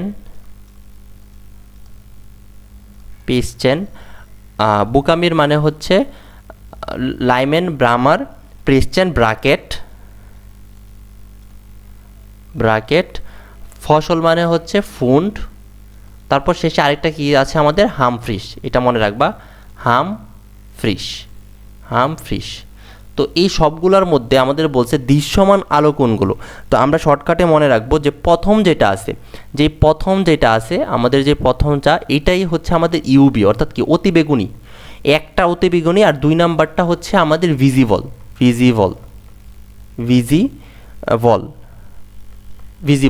প্রথমটা আলট্রাভায়োলেট অর্থাৎ অতিবেগুনি, দ্বিতীয়টা হচ্ছে দৃশ্যমান, তারপরে বাকি সবগুলা হচ্ছে আয়ার অর্থাৎ কি আমাদের সবগুলো আয়ার অর্থাৎ ইনফ্রারেড রেস সবগুলো আয়ার হবে। তারপরে সবগুলো আয়ার, এটা শর্টকাটে মনে রাখবা যে প্রথম যেটা এটা হচ্ছে আমাদের অতিবেগুনি, তারপর একটা দৃশ্যমান, তারপরে সবগুলো কি অবলোহিত বা কি হচ্ছে ইংরেজিতে যেটাকে বলে ইনফ্রারেড রেস। প্রথমটা হচ্ছে অতিবেগুনি বা আলট্রাভায়োলেট, 2 নম্বরটা হচ্ছে দৃশ্যমান অর্থাৎ কি ব্রামার হচ্ছে দৃশ্যমান, তারপর পেস্টেন, ব্রাকেট, ফুন্ড, হামফ্রিস সবগুলো হচ্ছে ইনফ্রারেড রেড বা অতিবেগুনি। তা আমাদের বলছে হাইড্রোজেন পারমাণবিক বর্ণালী কোন সিরিজটি, এটা হচ্ছে হাইড্রোজেন পারমাণবিক বর্ণালী যে সিরিজ, এই সিরিজের যে 6টা আছে যে লাইম্যান, ব্রামার, পেস্টেন, ব্রাকেট, ফুন্ড, হামফ্রিস, এগুলো শর্টকাটে মনে রাখার জন্য এই ছন্দটা তোমরা মনে রাখতে পারো যে লিলি বলল প্রেম বুকামির ফসল, এটা মনে রাখলে খুব ইজিলি তোমরা এটা মনে রাখতে পারবে। তো এখান থেকে আমরা আনসারটা কোনটা আমরা খুব ইজিলি বুঝতে পারছি, আনসার হচ্ছে আমাদের বামার। তারপর নেক্সটে তুই চলে যায়, আমাদের বলছে 4f অরবিটালে একটি ইলেকট্রন ক্ষেত্রে নিচের কোন কোয়ান্টাম সংখ্যার সেটটি সঠিক। তো এটা তোমাদের SW থাকলো, কারণ এটা একটু আগে তোমাদের করাইছি যে দেখো 4 এর জন্য কি n এর মান হচ্ছে 4, তারপর কি l এর মান কত 3, আর তারপরে কি হবে m এর মান কি হবে আর হচ্ছে একটি ইলেকট্রন, যেহেতু একটি ইলেকট্রন আছে তাহলে 4f অরবিটালের জন্য যে m এর মান এটা কি হবে এটা তোমরা বের করবে। তারপর হচ্ছে s এর মানটা কি হবে, তো তোমরা এখান থেকে দেখলে ইজিলি আনসার করতে পারবে। দেখো n এর মান 4, l এর মান 3, এটা হতে পারে, কিন্তু দেখো তো l এর মান সবসময় কি হয় n থেকে 1 কম হয়, কিন্তু এখানে তুমি দেখে রাখো এখানে যে l এর মান তারপর হচ্ছে দেখো তো এখানে n এর মান l = 2, এটা তো হবে না, l = 3, এটা হতে পারে, তারপর n = -3। তো তোমরা এটা একটু দেখে তারপর এটা আনসারটা বের করবে, এটা হোমওয়ার্ক থাকলো, একটু আগে তোমাদের এরকম একটা ম্যাথ করিয়ে দিয়েছি। তারপরে যদি আমি তোমাদেরকে দেখাই যে পানিতে দ্রবীভূত একটি দ্রবণে বেরিয়াম নাইট্রেট দ্রবণ যোগ করলে সাদা অধক্ষেপ পড়ে, যা জলীয় দ্রবণে লঘু HCl অদ্রবণীয় অ্যানায়ন কোনটি। আচ্ছা, এটা হচ্ছে আয়ন শনাক্তকরণ থেকে, আয়ন শনাক্তকরণে কোনটা দিয়ে কি শনাক্ত করা হয় এগুলো একটু তোমরা বই থেকে দেখে নিবে। তো বেরিয়াম নাইট্রেট দিয়ে কি শনাক্ত করা হয়, সালফেট আয়ন শনাক্তকরণ করা হয়, এটা মনে রাখবে। বেরিয়াম নাইট্রেট দিয়ে সালফেট আয়ন কী করা হয়, শনাক্তকরণ করা হয়। তারপর যে নিচের কোন লবণটি জলীয় দ্রবণে কি বর্ণহীন। আচ্ছা, এটাও তোমরা কি করতে হবে একটু মনে রাখবে যে নিচের কোন দ্রবণে, আমরা কি জানি যে নিকেল সালফেট এটা কি জলীয় দ্রবণে কি বর্ণহীন। জিঙ্ক কি দেয়, সাদা দেয়, জিঙ্ক কি দেয়, সাদা দেয়। তারপর হচ্ছে আমাদের যেটা আছে হচ্ছে ফেরিক, এটা মনে এটা ফেরাস সালফেট, এটা কি দেয়, ফেরাস সালফেট, তো এটা আমারই মনে আসতেছে না, হ্যাঁ ফেরাস সালফেট দেয় হচ্ছে সবুজ। তারপর কপার কি দেয়, কপার নাইট্রেট ও দেয় সবুজ, কপার নাইট্রেট কি দেয় সবুজ, এটা কি দেয়? বর্ণহীন। নিকেল সালফেট কি দেয়? বর্ণহীন। এটা কি করে না? কোনো বর্ণ প্রদর্শন করে না। তো এগুলো মনে রাখবে, এগুলো বইয়ে দেখবা চার্ট আকারে দেওয়া আছে যে নিকেল সালফেট কি দেয়? বর্ণহীন দেয়। তারপর হচ্ছে শিক্ষা পরীক্ষায় নীলাভ সবুজ দেখায় কোন মৌল? শিক্ষা পরীক্ষায় নীলাভ সবুজ দেখায়, আমি প্রথম একটা চার্টে তখন আমি তোমাদের অপশনে বলেছিলাম না যে কপার কি দেয়? নীলাভ সবুজ। তারপর হচ্ছে সোডিয়াম কি দেয়? হচ্ছে সোনালি হলুদ। এগুলো মনে রাখবে, বা অর্থাৎ কী দেখতে পাবো শিক্ষা পরীক্ষা, এবং হচ্ছে শিক্ষা পরীক্ষা থেকে যে বর্ণ পরিবর্তনের যে চার্টটা আছে এটা খুবই ইম্পর্ট্যান্ট। তারপর হচ্ছে আয়ন শনাক্তকরণের চার্টটা খুবই ইম্পর্ট্যান্ট, বর্ণালীর চার্টটা খুবই ইম্পর্ট্যান্ট, হাইড্রোজেন পরমাণুর যে বর্ণালীগুলো আছে এই সিরিজটা ইম্পর্ট্যান্ট। এই যে কতগুলো চার্ট আছে গুণগত রসায়নের, এই চার্টগুলো ভালো করে পড়লে মোটামুটি তুমি গুণগত রসায়ন থেকে 2 থেকে 3টা এমসিকিউ আনসার করে ফেলতে পারবা। তোমরা এতক্ষণ যাবত যে এমসিকিউগুলো সলভ করতেছি তোমরা দেখতে পাচ্ছ যে ইলেকট্রনের যে অরবিটাল সংখ্যা, সহকারী কোয়ান্টাম সংখ্যা, চুম্বকীয় কোয়ান্টাম সংখ্যা, স্পিন কোয়ান্টাম সংখ্যা এগুলো আসতেছে। তারপর আসছে শিক্ষা পরীক্ষা থেকে বর্ণ পরিবর্তন আসতেছে, তারপর হাইড্রোজেনের বর্ণালী সিরিজ থেকে আসতেছে, তারপর হচ্ছে তরঙ্গ দৈর্ঘ্য বেশি কোথায় কম কোথায়, এই চার্টটা থেকে আসছে। অর্থাৎ 4 থেকে 5টা চার্ট খুবই গুরুত্বপূর্ণ, এগুলো মাস্ট তোমাকে পড়ে যেতে হবে। তারপরে কি বলছে, নিচের দুটিতে কোনটির সংখ্যা সমান, এটা তোমরা বের করবে। দেখে যে কোনটির সংখ্যা দেখেই বোঝা যাচ্ছে যে এখানে 40 আছে, অর্থাৎ কি ভর সংখ্যা সমান। আর ভর সংখ্যার আরেক নাম হচ্ছে নিউক্লিয়ন সংখ্যা, অর্থাৎ কি নিউক্লিয়ন সংখ্যা সমান। খুবই ইজি একটা কোশ্চেন ছিল। কোন লবণের জলীয় দ্রবণে লঘু সালফুরিক অ্যাসিড ও সিলভার নাইট্রেট জলীয় দ্রবণ উভয়ের সাথে সাদা অদক্ষেপ দেয়? এই যে এইটাও আসছে আমাদের আয়ন শনাক্তকরণ থেকে, যে আমরা কি জানি সালফিউরিক অ্যাসিড এবং সিলভার নাইট্রেটের সাথে বেরিয়াম নাইট্রেট কি করে, যে বেরিয়াম নাইট্রেট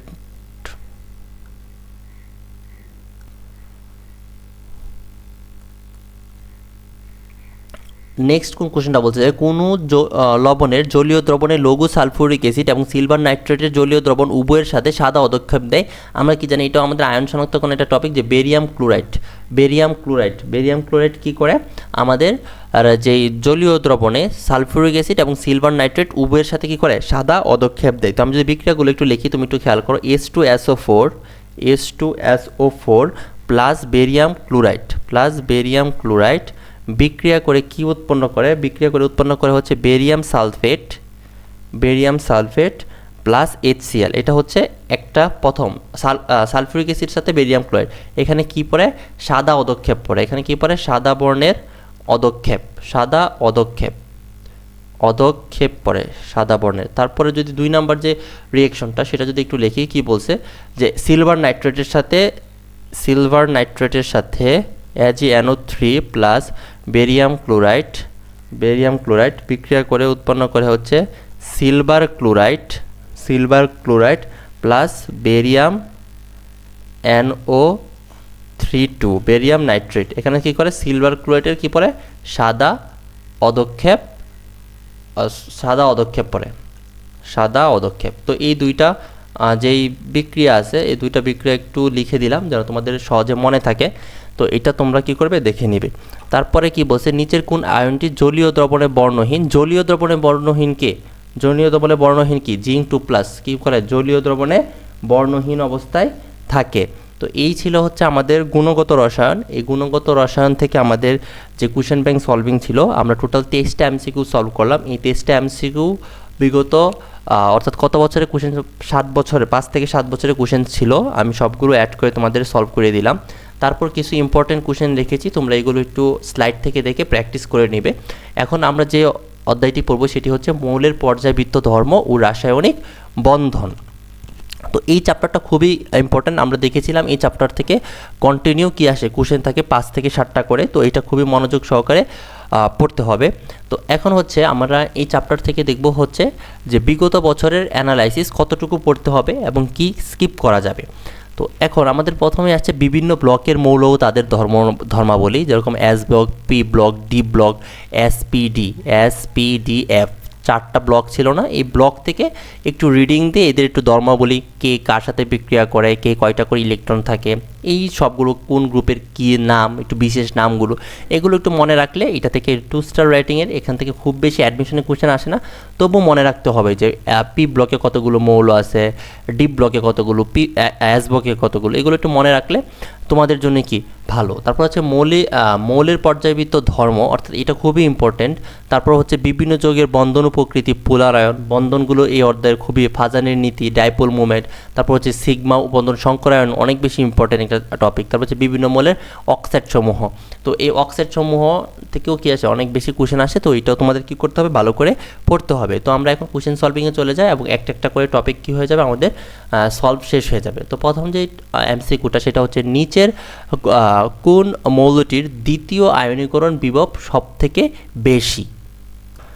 আমরা কি জানি যে আয়নীকরণ শক্তি বা আয়োনাইজেশন এনার্জি মানে হচ্ছে কোনো একটা পরমাণুর গ্যাসীয় অবস্থায় সর্বশেষ শক্তি স্তর থেকে একটি ইলেকট্রন অপসারণ করতে যেই শক্তি প্রয়োজন সেটি হচ্ছে কি আয়নীকরণ শক্তি। তো আয়নীকরণ শক্তি কি হয়, আমরা জানি পর্যায় সারণীর বাম দিক থেকে ডান দিকে গেলে পারমাণবিক আকার কমে, পারমাণবিক আকার অর্থাৎ কি পারমাণবিক আকার কি করে, আকার হচ্ছে কমে। বিপরীতে কি করে, আয়নীকরণ শক্তি বা আইই কি পায়, বৃদ্ধি পায়। যদি কি করি আমরা বাম দিক থেকে ডান দিকে যাই এবং উপর থেকে নিচে গেলে আমাদের কি করে, পারমাণবিক আকার বৃদ্ধি পায় এবং আয়নীকরণ শক্তি কি পায়, হ্রাস পায়। অর্থাৎ আকারের সাথে আয়নীকরণ শক্তি কি ব্যস্ত আনুপাতিক হিসাবে কি করে কাজ করে। এরকম হচ্ছে আই ইজ প্রপোর্শনাল টু 1 পারমাণবিক আকার। পারমাণবিক কি আকার, এটা তোমরা মনে রাখো, এটা সবাই পারে, একদম নবম দশম শ্রেণী থেকে এটাই পড়ে আসছো, এটা সবাই জানো। তো এখন আমাদের বলে দিছে যে নাইট্রোজেন, ক্লোরিন, আর্গন, পটাশিয়াম এগুলো থেকে কার আয়নীকরণ শক্তি সব থেকে বেশি। তো এটা আমাদের কি করতে হবে, এখন আইডেন্টিফাই করতে হবে, এখানে আমাদের দ্বিতীয় আয়নীকরণ শক্তি, আমরা প্রথম আয়নীকরণ শক্তি যদি আমরা বের করি তাহলে দেখতে পারবো দ্বিতীয় আয়নীকরণ শক্তি কার বেশি। আচ্ছা, দ্বিতীয় আয়নীকরণ শক্তিটা কার, তো আচ্ছা প্রথম আয়নীকরণ শক্তি কার বেশি, আগে এটা আমরা আইডেন্টিফাই করি, তারপর আমরা দেখব যে দ্বিতীয় আয়নীকরণ শক্তি কী হবে। আচ্ছা, প্রথম আয়নীকরণ শক্তি যদি হয় তাহলে আমাদের কি হবে, দেখো তো নাইট্রোজেন কি হয়ে যাবে, নাইট্রোজেন প্লাস। ক্লোরিন কি হয়ে যাবে, একটা ইলেকট্রন করে Cl প্লাস। আর্গন কি হয়ে যাবে, আর্গন প্লাস। পটাশিয়াম কি হয়ে যাবে, পটাশিয়াম প্লাস। তো এটা হচ্ছে আমাদের প্রথম যে আয়নীকরণ শক্তি সব, অর্থাৎ কি আমরা একটা করে ইলেকট্রন কি করে নিছি, বের করে নিছি। তো যখন কোনো একটা মৌল একটা ইলেকট্রন কি করে দান করে বা ছেড়ে দেয়, তখন সে কি হয়, ধনাত্মক চার্জে চার্জিত হয়। তার মানে এখন এগুলোতে কতটা করে ইলেকট্রন আছে একটু খেয়াল করো, নাইট্রোজেনে আছে 6টা, ক্লোরিনে ছিল কতগুলো 18টি, আর্গনে হয়ে গেল 17টি, আর পটাশিয়ামের হয়ে গেল কতটি, পটাশিয়ামের কত ছিল 19 থেকে কত হয়ে গেল 18টি, 19 থেকে কত হয়ে গেল 18টি। এই হচ্ছে আমাদের কি যেই টোটাল যে সিনারিওটা, অর্থাৎ প্রথম আয়নীকরণ বিভব যখন আমরা এখানে প্রয়োগ করলাম তখন আমরা দেখতে পেলাম যে এরকম ইলেকট্রন বিন্যাস, এরকম ইলেকট্রন সংখ্যক অণুতে কি হয়েছে, পরমাণুতে কি হয়েছে, এগুলা কি হয়ে গেল, কনভার্ট হয়ে গেল। তো এখন আচ্ছা সরি, এখানে একটু ভুল লিখছি আমি। আচ্ছা, ক্লোরিনের তো হচ্ছে 17টি, তো একটা যখন ত্যাগ করবে তখন কি হয়ে যাবে, অবশ্যই কি হয়ে যাবে, 16টি হয়ে গেল। তো এখন তোমরা দেখো, একটু খেয়াল করো যে প্রথম আয়নীকরণ শক্তির পর এখানে আছে 6টি, এখানে আছে 16টি, এখানে আছে 17টি, এখানে আছে 18টি। তো আয়নীকরণ যেই শক্তিটা, আয়নীকরণ শক্তি ব্যাপারটাই হচ্ছে সর্বশেষ শক্তি স্তর থেকে একটা ইলেকট্রন কী করে বের করে নেওয়া। তো এখানে তোমরা দেখতে পাচ্ছ যে এখানে যেই পরমাণুগুলো, আচ্ছা যে মৌলগুলো দেওয়া আছে, এই মৌলগুলোর মধ্যে প্রথম আয়নীকরণ শক্তির পর পটাশিয়াম কি করছে, নিষ্ক্রিয় গ্যাসের কি করছে ইলেকট্রন বিন্যাস কি করছে, ধারণ করছে। তো একটা মৌল যখন নিষ্ক্রিয় গ্যাসের মতন কি করে ধারণ করে, নিষ্ক্রিয় গ্যাসের ইলেকট্রন বিন্যাস অর্জন করে, তখন নিষ্ক্রিয় গ্যাস থেকে একটা ইলেকট্রন বের করে নিতে কি করতে হয়, অনেক বেশি শক্তি প্রদান করতে হয় না। তো যখন অনেক বেশি শক্তি প্রদান করতে হয়, তার মানে কি এখানে কি আয়নীকরণ শক্তিটা সব থেকে বেশি। এই জন্য আমাদের এই এমসিকিউটার আনসার হচ্ছে ডি। তোমরা এইভাবে মনে রাখবা যে যার থেকে ইলেকট্রন সরিয়ে নিতে সব থেকে বেশি কি হয়, শক্তি দরকার হয় সেই কি হচ্ছে সবথেকে বেশি আয়নীকরণ শক্তি বিশিষ্ট মৌল। আশা করছি তোমরা ম্যাটটা ক্লিয়ার হয়েছে, অর্থাৎ এমসিকিউটা যে এখানে যদি প্রথম আয়নীকরণ শক্তি বলতো, যদি প্রথম আয়নীকরণ শক্তি বলতো তাহলে হতো এক আনসার। এখন যেহেতু অনেকেই কী করবে প্রথম আয়নীকরণ শক্তি দেখে আনসার করবে, বাট এখানে যেহেতু দ্বিতীয় আয়নীকরণ শক্তি বলছে তাহলে মাস্ট আমাদের আনসারটা কী হবে, পটাশিয়াম। মাস্ট আমাদের আনসারটা কী হবে, পটাশিয়াম। তো আমাদের প্রথম যে আয়নীকরণ শক্তি সেটার ক্রমটা কীরকম হতো তোমরা যদি দেখো, সব থেকে কম কি পটাশিয়াম, কারণ পটাশিয়ামের সর্বশেষ শক্তি স্তর থেকে একটা ইলেকট্রন ত্যাগ করতে সব থেকে সহজ। তারপর আমাদের কি জানি দেখো নাইট্রোজেন আর ক্লোরিন, দেখো তো নাইট্রোজেন আর ক্লোরিন এদের মধ্যে নাইট্রোজেন এবং ক্লোরিন মধ্যে নাইট্রোজেন, তারপর হচ্ছে ক্লোরিন, তারপর হচ্ছে কি আমাদের আর্গন। আর্গন কারণ আর্গনের আয়নীকরণ শক্তি কী ছিল সব থেকে বেশি, কারণ কি আমাদের আর্গন হচ্ছে তখন কি ছিল প্রথম আয়নীকরণ সাথে আর্গন কি ছিল নিষ্ক্রিয় গ্যাস, আর নিষ্ক্রিয় গ্যাসের কি হয় আয়নীকরণ শক্তির মান কি সব থেকে বেশি। দেখো এই এমসিকিউটা তোমার তো কখন প্যাচ লাগবে তুমি দেখো তো একটু খেয়াল করে দেখো যে এই যে মৌলগুলো এগুলো কিন্তু একই পর্যায়ের মৌল না, সবগুলো কিন্তু একই পর্যায়ের মৌল না, একটা তৃতীয় পর্যায়ে একটা দ্বিতীয় পর্যায়ে এরকম মিক্সড আকারে আছে। তো যখন মিক্সড আকারে থাকবে তখন চেষ্টা করবে এভাবে সলভ করার জন্য, তাহলে দ্রুত তুমি আনসারটা বের করতে পারবে যে প্রথম আয়নীকরণ শক্তিতে আর্গন ছিল সব থেকে বেশি, আর দ্বিতীয় আয়নীকরণ শক্তিতে পটাশিয়াম কি হয়ে গেল সব থেকে বেশি। কারণ কি পটাশিয়াম কি করছে নিষ্ক্রিয় গ্যাসের মতন কি করছে ইলেকট্রন বিন্যাস অর্জন করেছে। তো আশা করছি তোমরা এই এমসিকিউটা ক্লিয়ার। তারপর যদি আমরা নেক্সট এমসিকিউ চলে যাই, নিচের কোনটি সুপার অক্সাইড। এই এমসিকিউগুলো যে অক্সাইড কোনটা সুপার অক্সাইড, কোনটা পার অক্সাইড, কোনটা সাধারণ অক্সাইড এগুলো বের করার জন্য তোমরা সবসময় মনে রাখবে যে সাধারণ যে অক্সাইডগুলো আছে, সাধারণ অক্সাইড অর্থাৎ হচ্ছে সাধারণ অক্সাইড, আমি একটু লিখে দিই, এগুলো হচ্ছে শর্টকাট, মানে জানালে এগুলো মনে রাখার শর্টকাট, এগুলো খুবই কাজে দেয় এমসিকিউ সলভ করার জন্য। এগুলো একটু খেয়াল রাখবা যে সাধারণ যে অক্সাইডগুলো আছে অক্সাইডে অক্সিজেনের জারণ মান থাকে অলওয়েজ -2। তারপর আছে হচ্ছে আমাদের সাধারণ অক্সাইডের পরে আমরা যদি দেখি পার অক্সাইডের ক্ষেত্রে কি হয় তোমরা খেয়াল করো, পার অক্সাইডের ক্ষেত্রে যে জারণ মান থাকে, যে অক্সিজেনের জারণ মান থাকে হচ্ছে পার অক্সাইডের ক্ষেত্রে -1। আর আরেকটা হচ্ছে সুপার অক্সাইড। তিন ধরনের অক্সাইড আমরা দেখব, যেটা হচ্ছে সুপার অক্সাইডে অক্সিজেনের জারণ মান থাকবে হচ্ছে -1/2। এই যে একটা আমি তোমাদের তিনটা লাইন লিখে দিলাম, এই তিনটা লাইন খুবই ইম্পর্ট্যান্ট, এগুলো তোমরা মনে রাখবা যে সাধারণ অক্সাইডের ক্ষেত্রে অক্সিজেনের জারণ মান থাকে -2, পার অক্সাইডের ক্ষেত্রে অক্সিজেনের জারণ মান থাকে -1 এবং সুপার অক্সাইডের ক্ষেত্রে অক্সিজেনের জারণ মান থাকে হচ্ছে -1/2। যেখানে -1/2 পাবে সেটাই কি হবে আনসার হবে। তো এটাই হবে হচ্ছে আনসার, তোমরা একটু বের করে দেখতে পারবে। এখানে দেখবো কি আসবে অক্সিজেনের জারণ মানটা কি হবে -1/2 আসবে, তার মানে এটা কি একটি সুপার অক্সাইড। এটা তোমাদের SW থাকলো, এটা সবগুলার জারণ মান বের করে তোমরা দেখবা যে কোথায় তোমরা -1/2 পাচ্ছ, কোথায় কি পাচ্ছ, এটা তোমাদের SW।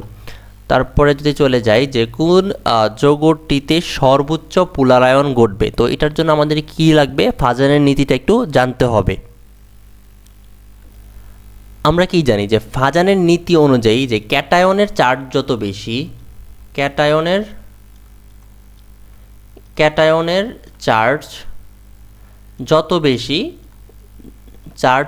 যত বেশি হবে পুলারায়ন তত বেশি হবে। তো এখানে একটু খেয়াল করো তো যে কোন জায়গায় ক্যাটায়নের চার্জ, এখানে হচ্ছে বেরিলিয়াম কত 2+, এখানে কত লিথিয়াম প্লাস, এগুলো ক্যাটায়ন, ম্যাগনেসিয়াম 2+, তারপর হচ্ছে সোডিয়াম প্লাস। তুমি এখানে কি দেখতে পাচ্ছ যে বেরিয়ামও 2+, আবার কি ম্যাগনেসিয়ামও 2+। তারপর আমাদের কি ছিল যে আমরা কি জানি যে ক্যাটায়নের আকার যত ছোট হবে,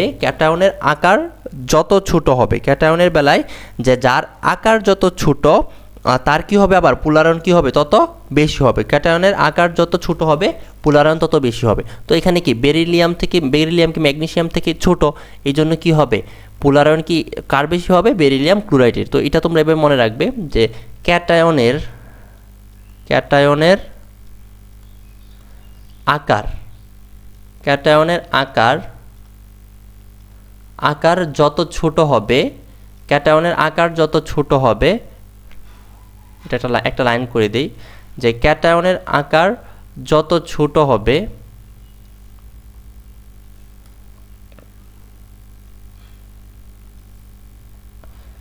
ক্যাটায়নের চার্জ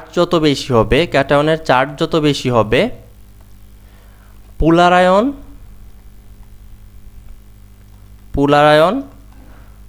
তত বেশি হবে, পোলারায়ন তত বেশি হবে। অর্থাৎ কি, ক্যাটায়নের আকার যত ছোট পোলারায়ন কি তত বেশি, ক্যাটায়নের চার্জ যত বেশি পোলারায়ন কি তত বেশি। তো এটার মাধ্যমে তুমি আশা করছি বুঝতে পারবে। অ্যানায়নের বেলায় সম্পূর্ণ উল্টা, এটার উল্টা, অর্থাৎ অ্যানায়নের আকার যত ছোট হবে, এটা টোটালি তোমরা অ্যানায়নেরটা তোমরা নিজেরা সাজায় নিও যে এটা সম্পূর্ণ অ্যানায়নটা হচ্ছে ক্যাটায়নের উল্টা। তারপর যদি আমি নেক্সট স্লাইডে চলে যাই, যে নিচের কোন আয়নটির আকার সব থেকে ছোট। এখানে বলছে নিচের কোন আয়নটির আকার সব থেকে ছোট। আমাদের দেখতে হবে আকার কিভাবে ছোট হয়। যে শক্তিস্তর সংখ্যা, আমরা কি জানি যে শক্তিস্তর সংখ্যা অনুযায়ী কি আকার ছোট বড় যায়। পর্যায় সারণীর বাম দিক থেকে ডানে গেলে কি হয়, আকার কমে, উপর থেকে নিচে গেলে কি হয়, আকার বৃদ্ধি পায়। কারণ কি, উপর থেকে নিচের দিকে গেলে একটা করে কি হয়, শক্তিস্তর বৃদ্ধি পায়। তো আমরা আগে দেখি যে সোডিয়াম প্লাস, এখানে ইলেকট্রন সংখ্যা আছে কতটি, 10টি। বেরিলিয়াম 2 প্লাস, এখানে ইলেকট্রন সংখ্যা কতগুলো আছে, বেরিলিয়াম 2 প্লাস, তার মানে এখানে হচ্ছে 2টি। সোডিয়াম 2 প্লাস মানে হচ্ছে এখানে 9টি ইলেকট্রন আছে। আর এটা হচ্ছে ক্যালসিয়াম 2 প্লাসে কতগুলো ইলেকট্রন আছে, ক্যালসিয়াম যদি 2টা ইলেকট্রন ছেড়ে দেয় তাহলে ক্যালসিয়ামে ইলেকট্রন থাকবে হচ্ছে 18টি। এটা হচ্ছে আমাদেরকে এখানে আকার সব থেকে ছোটো বলছে কে, তাহলে আমাদের এখানে দেখিয়ে বোঝা যাচ্ছে যে বেরিলিয়ামের আকার কি সব থেকে ছোটো। কারণ কি, বেরিলিয়াম কি সব থেকে ছোটো মৌল, আর এখানে বেরিলিয়ামে কতগুলো ইলেকট্রন আছে, এর জন্য বেরিলিয়াম কি সব থেকে ছোটো। তো এখানে আমরা যদি এটার ক্রমটা একটু লিখি তোমাদের বুঝতে সহজ হবে, যে সব থেকে বড় হচ্ছে ক্যালসিয়াম 2 প্লাস, তারপরে হচ্ছে কে আমাদের সোডিয়াম প্লাস, তারপর হচ্ছে সোডিয়াম 2 প্লাস, তারপরে কি আমাদের বেরিলিয়াম 2 প্লাস, মানে সব থেকে ছোট। তো আশা করছি তোমরা বুঝতে পারছো যে কীভাবে ক্রমগুলো বের করবে। এগুলো খুবই ইজি ছিল, তো এগুলো তোমরা অবশ্যই পারো। তারপর হচ্ছে ফসফরাসের পেন্টাক্লোরাইডের জ্যামিতিক গঠন কেমন, অর্থাৎ ফসফরাসের পেন্টাক্লোরাইড সংকরায়ন থেকে আসছে এটা কি PCl5। ফসফরাস পেন্টাক্লোরাইড মানে হচ্ছে PCl5। তো PCl5 এর সংকরায়নটা তোমরা বের করবে, বের করে দেখবে কি এটার কি। তো PCl5 এ কী সংকরায়ন হয় আমরা কি জানি, সংকরায়ন বের করার যে formula x is equals to half into কি হয় V প্লাস M মাইনাসের কি ক্যাটায়ন প্লাস কি অ্যানায়নের চার্জ। এটা হচ্ছে আমাদের কি সংকরায়ন বের করার ফর্মুলা। এখানে হাফ বি, এখানে কি যে কেন্দ্রীয় পরমাণু, এখানে ফসফরাস কি কেন্দ্রীয় পরমাণুর সর্বশেষ শক্তিস্তরের ইলেকট্রন সংখ্যা। তো ফসফরাসের ইলেকট্রন বিন্যাসটা যদি আমরা করি, দেখো তো ফসফরাসের ইলেকট্রন বিন্যাস কি 1s2 2s2 2p6 3s2 3p3 15 না, ফসফরাসের 15 10, হ্যাঁ 15। তাহলে সর্বশেষ শক্তিস্তর কতটুকু, এতটুকুতে ইলেকট্রন আছে কতগুলো, 5টি। তার মানে কি ভি এর মান কত 5 প্লাস এম কি, এম হচ্ছে একযোজী পরমাণুর সংখ্যা। এখানে ক্লোরিন হচ্ছে একযোজী, কতগুলো আছে 5টি। এখানে কোনো চার্জ নাই, ক্যাটায়নের চার্জও নাই, অ্যানায়নের চার্জও নাই, এই জন্য এটাকে ব্রেকেট ক্লোজ করে দিলাম। তাহলে কত থাকতেছে হাফ ইন্টু 10, তার মানে কত হাফ ইন্টু 10 মানে কত 5, হাফ ইন্টু 10 মিনস হচ্ছে 5। তাহলে 5 মানে কত হচ্ছে sp3d। এটা হচ্ছে আমাদের কি PCl5 এর কি আমাদের যেই সংকরায়ন। তো PCl5 এটা আমাদের কি হবে তাহলে বলো তো, যে sp3d তে আকৃতিটা কীরকম হয় হচ্ছে ত্রিকোণাকার দ্বিপিরামিডীয়, অর্থাৎ ত্রিকোণাকার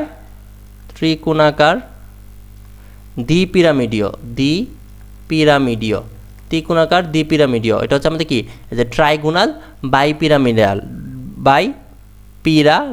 এটা হচ্ছে আমাদের কি আনসার। তো আমরা যদি নেক্সট ম্যাথে চলে যাই, যে ক্লোরাইড আয়নের রাসায়নিক সংকেত কোনটি। আমাদের বলছে কি ক্লোরাইড আয়নের রাসায়নিক সংকেত কোনটি। আমরা কি জানি ক্লোরাইড আয়নের রাসায়নিক সংকেত কি Cl2O-। তো আমাদের যে প্রথম যেটা এটা এসে বলছে আমাদের কি ক্লোরাইড, ক্লোরাইড আয়নের রাসায়নিক Cl2O2-। আর যদি আমাদেরকে বলতো যে ক্লোরেট আয়ন তাহলে হচ্ছে এটা। আর যদি আমাদেরকে বলতো যে ক্লোরিন মনোঅক্সাইড তাহলে হতো এটা কি আমাদের এটা। তো আমরা এটা খেয়াল রাখবো যে কোনটার ক্ষেত্রে কি বলতেছে, এটা অনেকেই ভুল করে। তো ক্লোরাইড আয়নের রাসায়নিক সংকেত হচ্ছে Cl2-। তারপর হচ্ছে SeF4 জ্যানন পরমাণু হাইব্রিডাইজেশনে কি হবে, এটা SW থাকলো তোমাদের, আমি যে ফর্মুলাটা লিখে দিছি এটা দিয়ে খুব ইজিলি বের করতে পারবা যে এই যে এটা যে x is equals to half into V plus M minus ক্যাটায়নের চার্জ সংখ্যা প্লাস অ্যানায়নের চার্জ সংখ্যা। এই ফর্মুলাটা দিয়ে খুব ইজিলি তুমি কি করতে পারবা, এটা বের করতে পারবা। এটা তোমাদের কি থাকলো, হোমওয়ার্ক থাকলো, এটা তোমাদের হোমওয়ার্ক, এটা কি তোমাদের হোমওয়ার্ক। তারপর নেক্সট স্লাইডে চলে যায়, কি বলছে, তড়িৎ ঋণাত্মকতার মান সব থেকে বেশি কোনটির। আমরা কি জানি যে এখানে দেখো সবগুলোই কি আমাদের হ্যালোজেন, সবগুলোই কি আমাদের হ্যালোজেন। এই যে ফ্লুরিন, ক্লোরিন না অক্সিজেন আছে, দেখো কার্বন এটা হচ্ছে ক্লোরিন, তারপর এটা কি অক্সিজেন, এটা কি ব্রোমিন। দেখেন দুইটা হ্যালোজেন, একটা অক্সিজেন, এখন কার্বন। আমরা কি জানি একই পর্যায়ের উপর থেকে নিচের দিকে গেলে কি হয়, পরমাণুর আকার বৃদ্ধি পায়। পরমাণুর আকার বৃদ্ধি পেলে কি হয়, তড়িৎ ঋণাত্মকতার মান কি হয়, কমে। তো এটা দেখো আমাদের দুই দিক থেকে আছে। তো আমরা এইগুলো সবগুলোর মানই আমরা মুখস্থ আছে। আমরা কি জানি অক্সিজেনের তড়িৎ ঋণাত্মকতার মান কত, 3.5, যেটা কি সব থেকে বেশি। তারপর আমরা কি জানি যে ক্লোরিনের তড়িৎ ঋণাত্মকতার মান, সবগুলোর তড়িৎ ঋণাত্মকতার মানে কি কম বেশি সবার মুখস্থ আছে। তো তোমরা এটা আকারতে বের কর, যদি কেউ যদি চাও যে তোমরা চাইলে এটাকে আকৃতি দিয়ে এভাবে বের করতে পারো যে কোনটার পরমাণুর আকার কম, কোনটা বামে আছে ডানে আছে, এভাবে বের করতে অনেক কঠিন। তবে সব থেকে অক্সিজেন দেখলেই বুঝে যাবা যে অক্সিজেনের তড়িৎ ঋণাত্মকতার মান সব থেকে বেশি 3.5। তারপর আমরা কার্বনেরটা জানি, যারা জৈব রসায়ন খুব ভালো করে পড়ছো তোমরা জানো যে কার্বনের তড়িৎ ঋণাত্মকতার মান কত, 2.5। তারপর হচ্ছে ক্লোরিনের হচ্ছে 3, কার্বনের কত 2.5, ক্লোরিনের হচ্ছে 3, ব্রোমিনের কত 2.8। তো এইগুলা যাদের মুখস্থ আছে তাদের জন্য খুবই ইজি। তো অক্সিজেন যদি অপশনে থাকে তাহলে আনসার কি অক্সিজেন। তারপর হচ্ছে কি CH3 CH double bond CH bond CH triple bond CH যৌগে সিগমা বন্ধন সংখ্যা কত। আচ্ছা আমরা কি জানি সিগমা বন্ধন মানে হচ্ছে একক বন্ধন, সিগমা মানে হচ্ছে একক বন্ধন, আর পাই মানে হচ্ছে দ্বিবন্ধন, পাই মানে হচ্ছে দ্বিবন্ধন। তো সিগমা বন্ধন মানে হচ্ছে আমাদের এখানে কাউন্ট করতে হবে কতগুলো কি একক বন্ধন আছে। তো এই যৌগটাকে আমরা যদি ঠিক এভাবে বন্ধন আকারে লিখি, কার্বন, হাইড্রোজেন, এখানে একটা হাইড্রোজেন, এখানে কি একটা হাইড্রোজেন, তারপর একটা বন্ড কার্বন, তারপর উপরে একটা হাইড্রোজেন, তারপর এখানে একটা ডাবল বন্ড কার্বন, এখানে একটা হাইড্রোজেন কার্বন, এভাবে তোমরা লিখে নিবা। তাহলে কি হবে না তোমাদের কার্বন আর এখানে একটা কি হাইড্রোজেন। এই যে এগুলো এখন আমাদের জাস্ট বন্ধনগুলো কাউন্ট করলে হবে 1 2 3 4 5। ডাবল বন্ডে থাকলে একটা আছে 6 7 8, এখানে একটা আছে 9 10। তাহলে আমাদের সিগমা বন্ধন কতগুলো, এখানে সিগমা বন্ধন হচ্ছে 10টি। সিগমা বন্ধন কতগুলো, 10টি। মানে হচ্ছে প্রতিটি দ্বিবন্ধন এবং ত্রিবন্ধনে একটি কি থাকে সিগমা বন্ধন থাকে। তো এটা এভাবে তোমরা যদি প্রত্যেকটা যৌগ যদি তোমাদের বলে যে সিগমা বন্ধনের সংখ্যা, তো এইভাবে একটু যেই সুন্দর করে সাজায় লিখে নিবা, তাহলে তোমাদের কী করতে হবে, কাউন্ট করতে সহজ হবে। আর দেখেও বোঝা যায় এখানে 3টা 4টা 5টা 6টা 7টা 8টা 9টা 10টা খুব ইজিলি কী করা যায়, বের করা যায়। তো এটা হচ্ছে তোমাদের জন্য খুবই ইজি একটা MCQ ছিল, এগুলো তোমরা সব ম্যাক্সিমাম স্টুডেন্টই পারে। তারপর নেক্সট হয়ে যায় নিচের কোন অক্সাইডটি সর্বাধিক অম্লীয়। তো এটার আনসার হচ্ছে P2O5। এটা তোমরা কীভাবে দেখো, এটা একটা নিরপেক্ষ অক্সাইড, এটা দুর্বল। তো কার্বন এখান থেকে তোমরা এটা মনে রাখবে যে নিচের কোন অক্সাইডটি সর্বাধিক অম্লীয়। এখানে যদি তুমি দেখো যে কার্বন ডাইঅক্সাইডে এখানে হচ্ছে +4, এখানে হচ্ছে +5, জারণ মান যদি তুমি একটু বের করো তাহলে দেখতে পারবে। তো এখানে বেশি, এখানে হচ্ছে আমাদের +5। তো এই MCQগুলো যেগুলো আছে এগুলো একটু কনফিউশন ক্রিয়েট করে। তো এইগুলো যদি আসে, যদি দেখো তোমার কমনের মধ্যে চলে আসছে তাহলে তো আনসার করবে, যদি কমনের মধ্যে না আসে তাহলে দেখবা বাকি যদি পারো তাহলে এগুলো আনসার করবে, যদি মুখস্থ থাকে তাহলে অবশ্যই করবে। তো এগুলো আসলে নিয়ম দিয়ে যতটুকু পারা যায় তার থেকে বেশি হচ্ছে প্র্যাকটিস। যত বেশি প্র্যাকটিস করবে এই MCQগুলো কী করবে, তত বেশি আনসার করতে পারবে। তো এটার আনসারটা মনে রাখবে, সেটা হচ্ছে P2O5। নিচের কোন অক্সাইডটি সর্বাধিক কি অম্লীয়। তারপর হচ্ছে নিচের কোনটি অবস্থান্তর মৌল। অবস্থান্তর মৌল আমরা কি জানি, অবস্থান্তর মৌল হচ্ছে ডি অরবিটালভুক্ত মৌলগুলো হচ্ছে অবস্থান্তর মৌলের অধিভুক্ত। এর মধ্যে হচ্ছে যদি ডি অরবিটালে কি থাকে, D1 থেকে 9 যদি থাকে তাহলে এটা কি বলে হয়, অবস্থান্তর মৌল। কি বলছে, অবস্থান্তর মৌল নয়। কি অবস্থান্তর মৌল নয়, দেখো তো নিকেল অবস্থান্তর মৌল, তারপর হচ্ছে ম্যাঙ্গানিজ অবস্থান্তর মৌল, ক্রোমিয়াম কি অবস্থান্তর মৌল, শুধু কি বিসমাথ, এটা তো কি না ডি ব্লকভুক্ত মৌলই না। তো এটা কিভাবে হবে অবস্থান্তর মৌল, এটা অবস্থান্তর মৌল নয়। তারপর হচ্ছে নিচের কোন যৌগে হাইড্রোজেন বন্ধন ঘটে না। বলছে হাইড্রোজেন বন্ধন, আমরা কি জানি হাইড্রোজেন বন্ধন কি করে, দুর্বল ভ্যান ডার ওয়ালস বল দ্বারা কি হয়, গঠিত হয়ে থাকে। তো নিচে আমাদের কোশ্চেনে বলছে কি হাইড্রোজেন বন্ধন কি করে না, গঠন করে না। তো আমাদের হাইড্রোজেন বন্ধন কি গঠন করে না, এটার আনসার হচ্ছে HF। দেখো HF কি হাইড্রোজেন বন্ধন গঠন করে না। এখন আমরা নেক্সট অ্যান্সারটা সলভ করি। বলছে কি নিচের কোন যৌগে হাইড্রোজেন বন্ধন ঘটে না? হাইড্রোজেন বন্ধন কখন ঘটে? হাইড্রোজেন বন্ধনগুলো হচ্ছে যেগুলো হচ্ছে পোলার যৌগ। তো এখানে দেখো তুমি যে CH4 এটা হচ্ছে পূর্ণ সমযোজী যৌগ। পোলার যৌগগুলোর মধ্যে কি হয়? দুর্বল ভ্যান ডার ওয়ালস বলের মাধ্যমে হাইড্রোজেন বন্ধন গঠিত হয়। এখানে CH4 হচ্ছে সমযোজী যৌগ। সমযোজী যৌগে কি হয় না? হাইড্রোজেন বন্ধন গঠন হয় না। তো এটা আনসার হচ্ছে CH4, যেটা কি মিথেন। তারপর হচ্ছে নিচের কোনগুলো অপধাতু? নিচের কোনগুলো অপধাতু? এখানে কি বলছে? আমরা জানি কি সিলিকন, জার্মেনিয়াম, আর্সেনিক এগুলো হচ্ছে অপধাতু। তারপর আরও কতগুলো আছে, এগুলো তোমরা সবাই জানো, যে বুরন, তারপর হচ্ছে বুরন, তারপর হচ্ছে অ্যান্টিমনি, এগুলো সবকে অপধাতু। অপধাতুর টোটাল কয়টি আছে? 6টি অপধাতু আছে, এগুলো সবাই মুখস্থ পারে। তারপর হচ্ছে নিচের কোন মৌলটি পরিবর্তনশীল যোজ্যতা দেখায় না? বলছে নিচের কোন মৌলটি কি পরিবর্তনশীল যোজ্যতা দেখায় না? জি। আমাদের কি বলে? আমাদের কি বলছে? জিঙ্ক কি করে না? পরিবর্তনশীল যোজ্যতা দেখায় না। কারণ কি?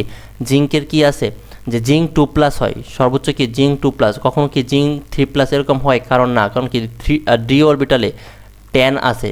তো এটা যেহেতু কি একটা সুস্থিত অরবিটাল, এখান থেকে কী করে ইলেকট্রন বের করা যায় না। এই কারণে কী করে আমাদের জিঙ্ক কী করে পরিবর্তনশীল যোজ্যতা দেখায় না। তারপর হচ্ছে নিচের কোনটি আকারে সবচেয়ে ছোট? এটা তোমাদের SW থাকবে, এটা তোমাদের SW থাকবে। ফাজানের নীতি দিয়ে আমি আগেও ব্যাখ্যা করেছি যে কার আকার কি হবে, ছোট হবে। তারপরে এখান থেকে তোমরা বের করে দেখবা নিচের কোনটি আকার SW থাকবে। তারপরে হচ্ছে কোন অণুর আকৃতি কি সমতলীয়, এটাও তোমাদের SW থাকবে। সংকরায়ন থেকে আসছে, যে কোনটার ক্ষেত্রে কি হয়। এটার আগে তোমাদের সংকরায়নটা বের করবে। সংকরায়ন বের করে দেখবে যে কোনটার কি আকার কি হয়, সমতলীয় হয়। তো এখান থেকে সমতলীয় দেখো C6H6 বেনজিন, এটা সবাই যায়। বেনজিনের আকার কি সমতলীয়। বেনজিন কীরকম না? বেনজিন দেখতে কীরকম? সমতলীয়। তো বেনজিন, এটা আনসার কি C6H6।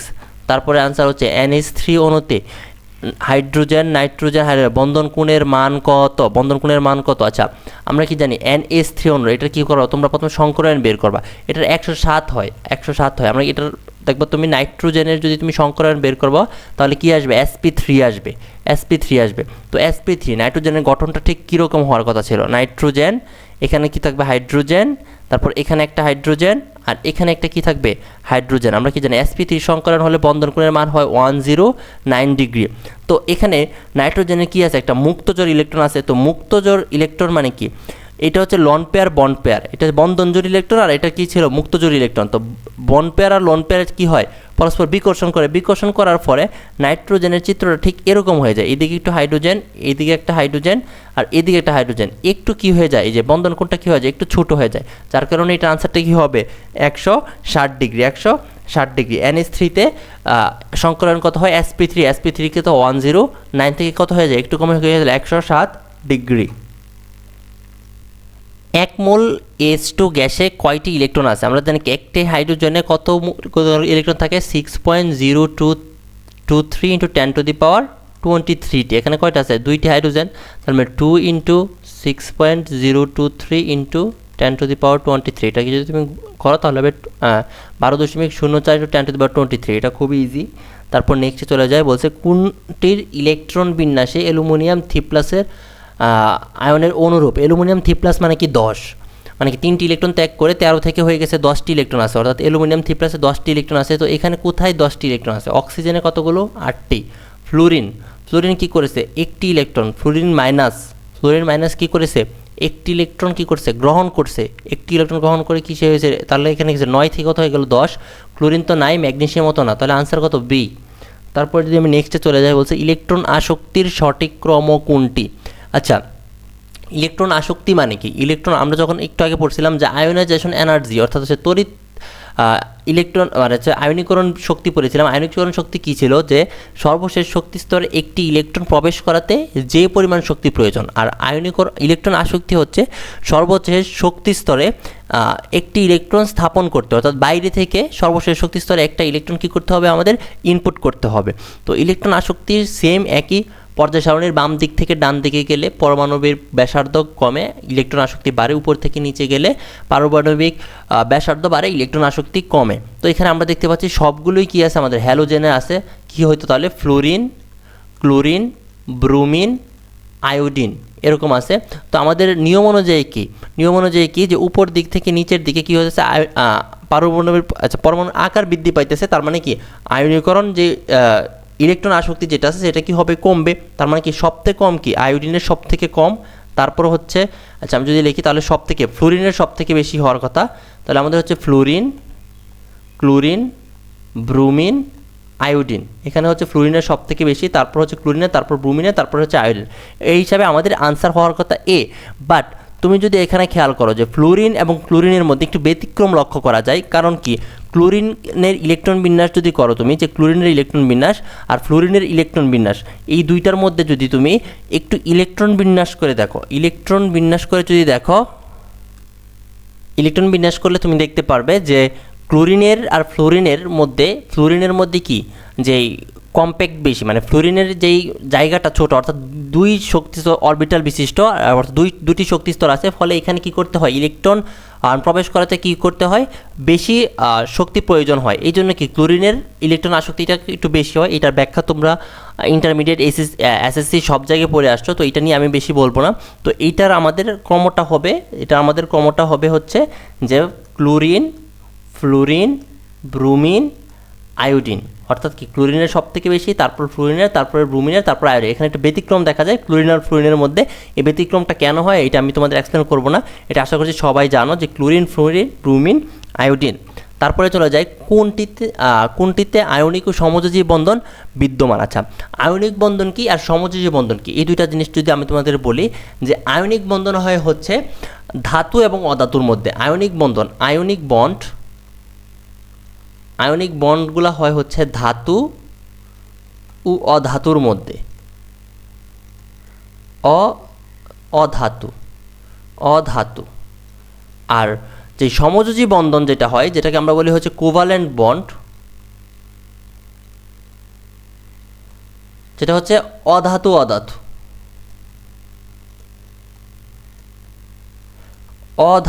ও অধাতুর মধ্যে হয়ে থাকে, অধাতু ও অধাতুর মধ্যে। তো একটা হচ্ছে আয়নিক বন্ধন আর একটা কি হচ্ছে সমযোজী বন্ধন। এরা করে হচ্ছে তোমাদের যে ধাতু ও অধাতুর মধ্যে ইলেকট্রন বিনিময় করে ফেলে, যেরকম কি সোডিয়াম প্লাস আর কি Cl মাইনাস বিক্রিয়া করে কি করে সোডিয়াম ক্লোরাইড উৎপন্ন করে। এরা কি করছে, আয়নিক বন্ধন গঠন করছে। আবার তুমি দেখো তো দুইটা হাইড্রোজেন পরমাণু একসাথে H বন্ড H এভাবে থাকে, এটা কি তারা ইলেকট্রন শেয়ারের মাধ্যমে বন্ধন গঠন করছে, এটা কি সমযোজী বন্ধন। ঠিক আছে, কোনটিতে আয়নিক ও সমযোজী বন্ধন উভয় বিদ্যমান। তো তুমি একটু খেয়াল করো তো এখানে কোথায় আয়নিক বন্ধন এবং সমযোজী বন্ধন উভয় বিদ্যমান।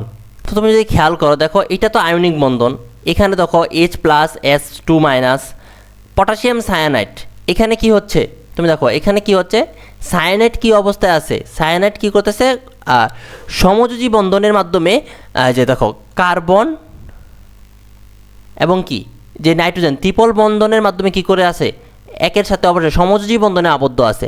তার মানে কি এখানে পটাশিয়াম প্লাস আর সায়ানাইড মাইনাস, এখানে কি হচ্ছে আয়নিক বন্ধন, এবং যে কার্বন এবং নাইট্রোজেন দুইটা মিলে কি হচ্ছে সায়ানাইড কি বন্ধনের মাধ্যমে আছে, ত্রিবন্ধনের মাধ্যমে যুক্ত আছে। তার মানে এখানে কি হচ্ছে আয়নিক বন্ধনও আছে, আবার কি আছে সমযোজী বন্ধনও বিদ্যমান আছে।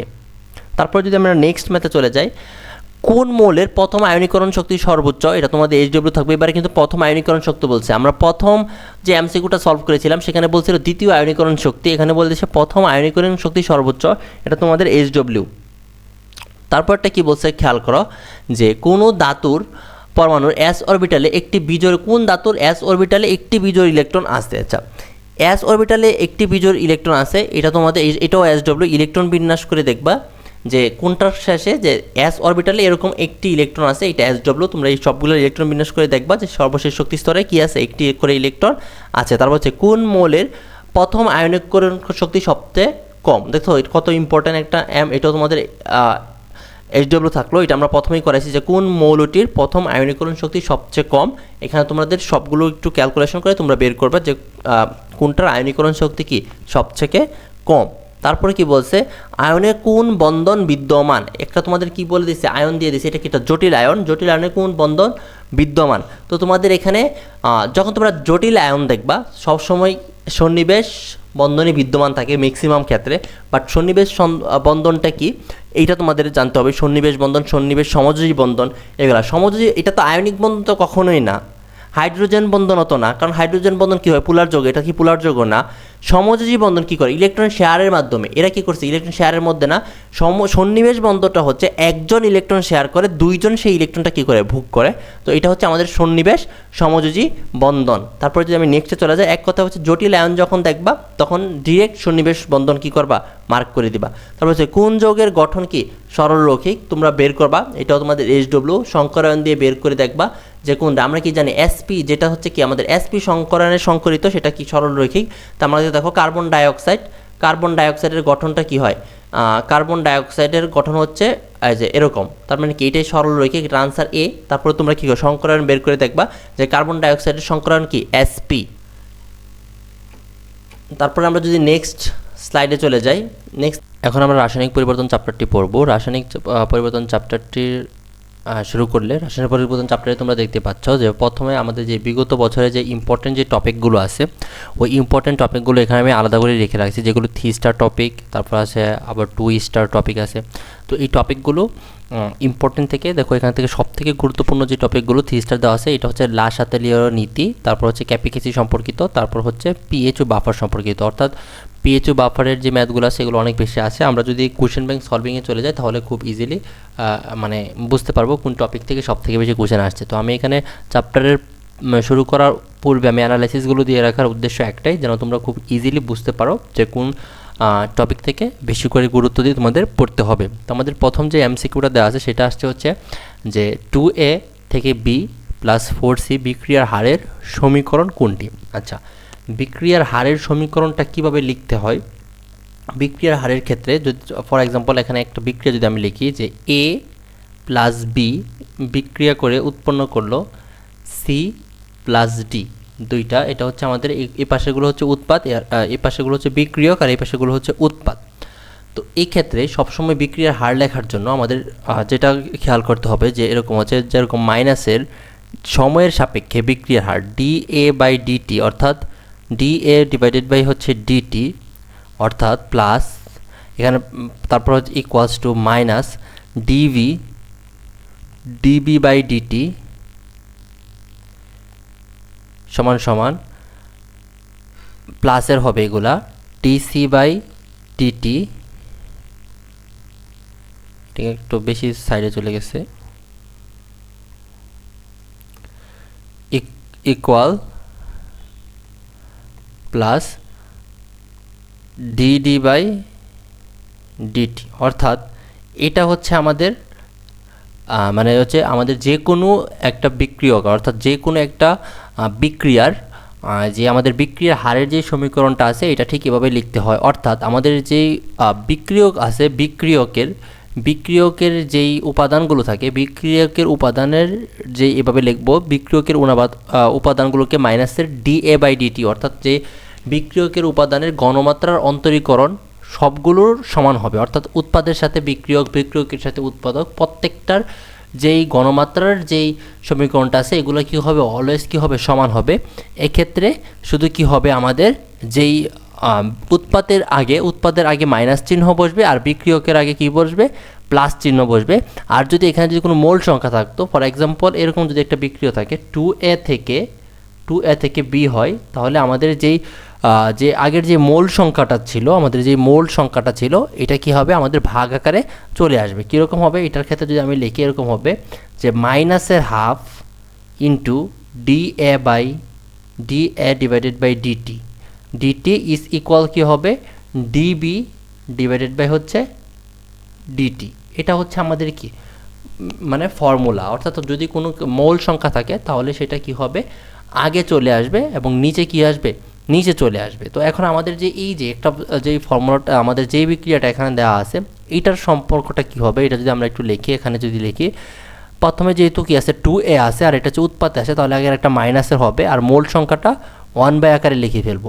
তারপর A যেহেতু আছে তাহলে আমাদের এটা ঘনমাত্রা আকারে লিখতে হবে, তার মানে হচ্ছে dA ডিভাইডেড বাই হচ্ছে dt, dA/dt ইজ ইকুয়াল কি হবে, dB বাই হচ্ছে dB/dt, আর ইকুয়াল হবে হচ্ছে 4 যেহেতু আছে তাহলে কি হবে 1/4, প্লাসের হবে অবশ্যই, কারণ এটা কি আছে আমাদের উৎপাদের সাইডে আছে, এই জন্য হবে তাহলে হবে হচ্ছে ডিসি ডিভাইডেড বাই হচ্ছে ডিটি। তার মানে কি এই তিনটা কি আমাদের পরস্পর সমান। এই এখন আমাদের অপশনটা খুঁজতে হবে কোথায় আছে। প্রথমটা হচ্ছে মাইনাসের ডি এ বাই ডিটি 4 1/4 হবে, নট 4 1/4 হবে, তো এটা আমাদের হবে না। তারপর হচ্ছে রেট মাইনাসের ডি এ বাই ডিটি 1/4 মাইনাসের D A by dt equals to 1/4 DC by dt. হ্যাঁ, এটা আমাদের কি বি নাম্বারটাতে আমাদের আনসার আছে। তারপর আমাদের চেক করি মাইনাসের D A by DT 1/4 DC by DT কী বলছে, মাইনাসের half D A by DT is equals to 1/4 DC by DT. তারপর হচ্ছে মাইনাসের half D A by DT 4। এটা তো হবে না, মাইনাসের হাফ এটাতে হবে না, কারণ এখানে কি হবে আমাদের মাইনাসের হাফ দিয়েছে, বাট এখানে কি আছে 4টা কি আছে 4 কি বলছে ডিসি বাই ডিটি। তারপর এখানে আমাদের 1/4 ডিসি বাই ডিটি, দুইটা কি সেম নাকি অপশন মাইনাসের, সরি এটা হবে না, এটা তো হবে না, এটা তো হবে না, এটাতে কি নাই, কারণ কি নাই আগে কি নাই মাইনাসের হাফ নেই, আমাদের কি দরকার মাইনাসের হাফ দরকার। এই জন্য আমাদের আনসারটা কোথায় আছে, আমাদের আনসার আসছে সিতে। এই যে আনসার হাফ মাইনাসের half D A by DT is equals to 1/4 DC by DT. আশা করছি যে কোনো বিক্রিয়কের ক্ষেত্রে, অর্থাৎ কি যে কোনো বিক্রিয়ার যেই ক্ষেত্রে বিক্রিয়ার হারের সমীকরণ লেখার জন্য এই ফর্মুলাটা বা এই সিস্টেমটা অবলম্বন করে লেখা যায় যে কোনো বিক্রিয়ার ক্ষেত্রে। যেরকম এই বিক্রিয়ার ক্ষেত্রে যদি আমি বিক্রিয়ার হারেরটা লিখি তারপরে এই এমসিকিউটা সলভ করাচ্ছি, যেরকম এটার ক্ষেত্রে কী হবে মাইনাসের half D A by DT, D A by হচ্ছে DT, D A by DT is equals to DV by DV divided by হচ্ছে ডিটি। এটা কি আমাদের এই যে এই সমীকরণটার জন্য কি বিক্রিয়ার হারের যেই সমীকরণ, এই বিক্রিয়ার জন্য কি আমাদের বিক্রিয়ার হারের সমীকরণ। তো আশা করছি সবাই ক্লিয়ার বিষয়টা একদম, যে কিভাবে এটা আসলে অ্যাকচুয়ালি লিখতে হয়। তো এটা হচ্ছে আমাদের কি ছিল বিক্রিয়ার হারের যেই সমীকরণটা ছিল, এটা হচ্ছে আমাদের বিক্রিয়ার হারের সমীকরণ এই বিক্রিয়ার জন্য। তো এখন আমরা এই ম্যাথটা সলভ করি যে আসলে এটাতে কি বলছে বিক্রিয়াটি সাম্যাবস্থার জন্য কোনটি সঠিক হবে। সাম্যাবস্থার জন্য কোনটি সঠিক হবে, K P is greater than K C. আমরা কি জানি ক্যাপি ইজ ইকুয়ালস টু, ক্যাপির ফর্মুলা হচ্ছে ক্যাসির formula K C R T to the power কি del N, to the power del N. আর ডেল এনটা কীভাবে বের করতে হয়, ডেল এন বের করার জন্য আমাদের কি করতে হয়, del n is equals to, এখানে যদি আমি লিখে দিই ডেল এন হচ্ছে বিক্রিয়কের মোল সংখ্যা, বিক্রিয়কের মোল সংখ্যা মোল মাইনাস উৎপাদের মোল, উৎপাদের মোল, বিক্রিয়কের মোল মাইনাস কি উৎপাদের মোল সংখ্যা। তো এখানে আমাদের বিক্রিয়কের মোল সংখ্যা কত 1, বিক্রিয়কের মোল সংখ্যা 1, তাহলে এই বিক্রিয়ার জন্য ডেল এন হচ্ছে বিক্রিয়কের মোল সংখ্যা কত 1 আর উৎপাদের মোল সংখ্যা কত 2, মানে মাইনাসের 2, তার মানে কত মাইনাসের 1। তো আমরা যদি এই ফর্মুলাতে বসাই তাহলে আমাদের কি দাঁড়াচ্ছে,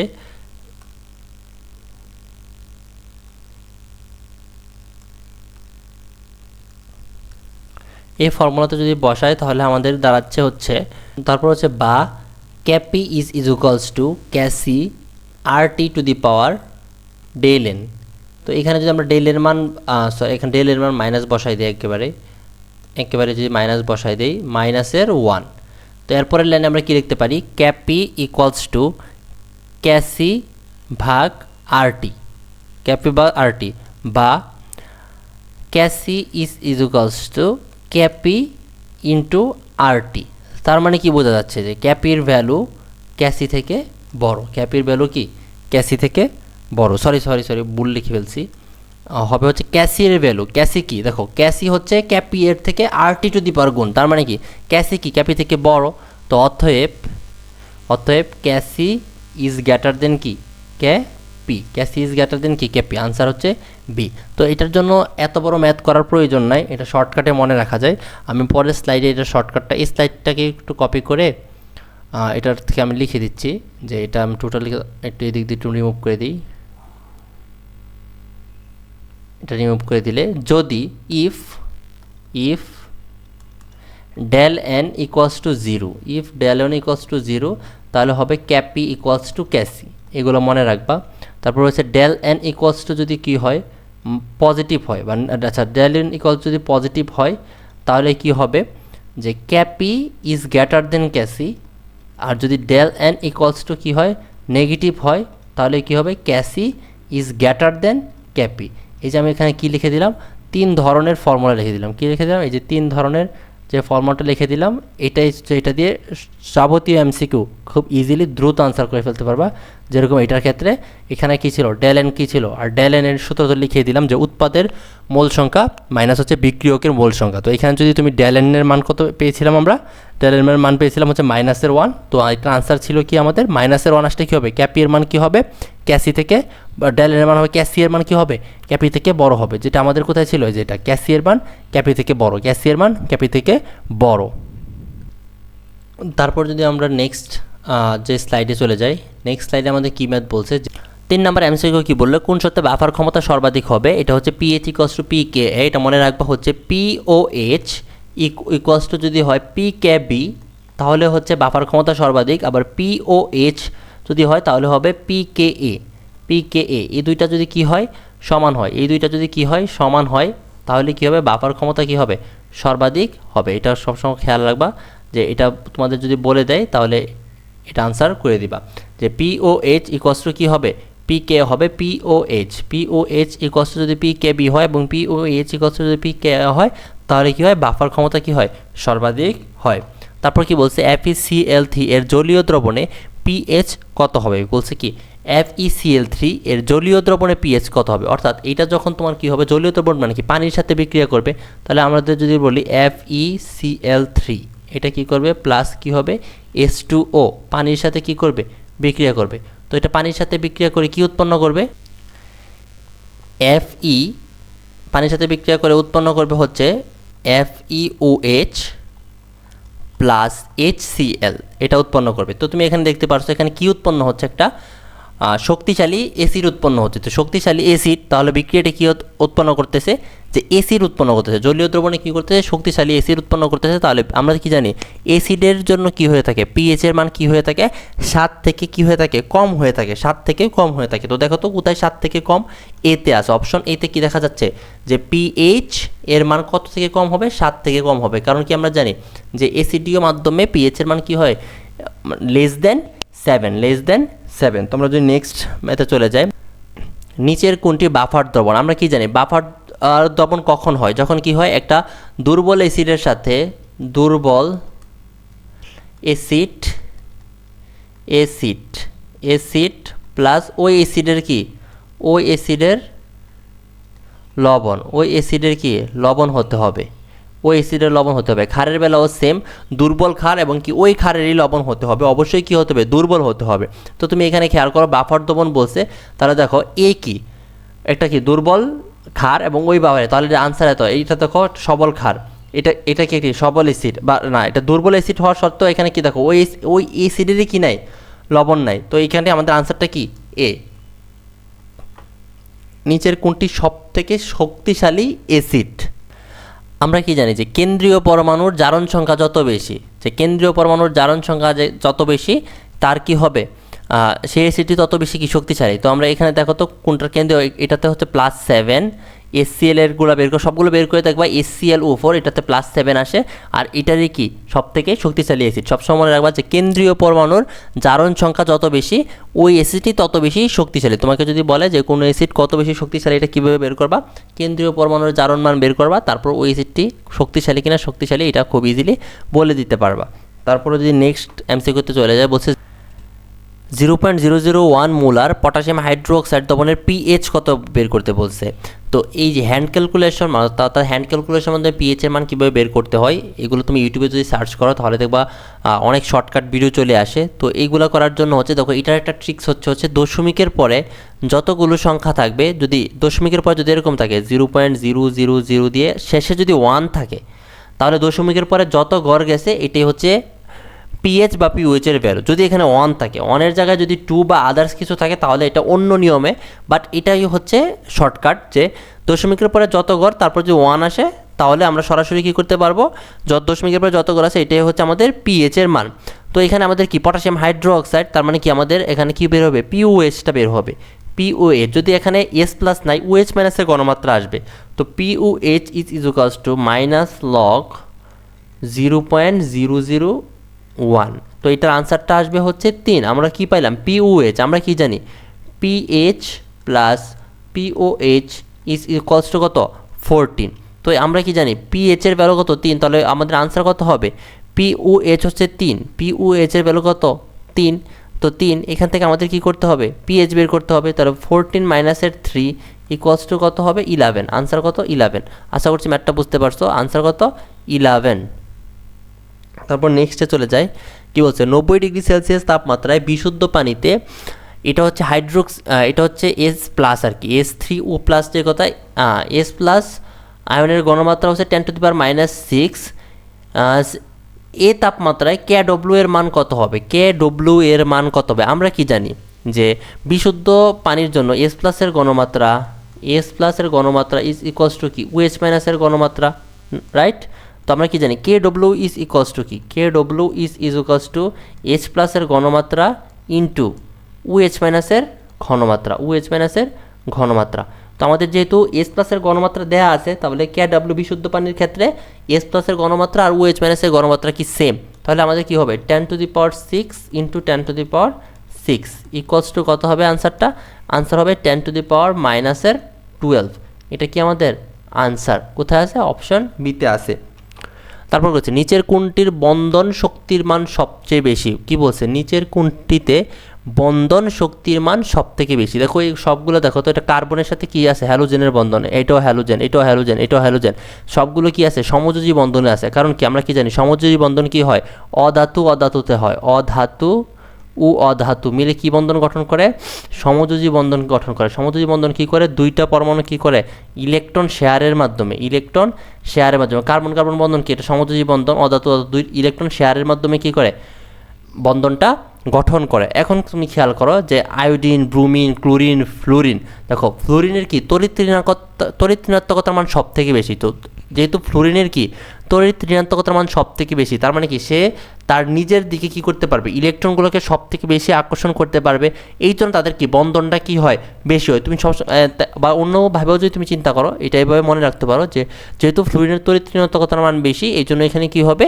তার কি হবে যে মানে ইলেকট্রনগুলো নিজের দিকে ধরে রাখতে সহজ হবে। তার মানে কি তাদের বন্ধনটা ভাঙতে আমাদের কী হবে বেশি শক্তি প্রদান করতে হবে, এই জন্য এখানে সবচেয়ে বেশি অর্থাৎ বন্ধন শক্তির মান কার বেশি হবে এটার, যে ক্লোরিন কার্বন ও ফ্লোরিনের যে বন্ধনটা আছে এখানে কি হবে বন্ধন শক্তির মান কি হবে সবথেকে বেশি হবে সমযোজী বন্ধনে।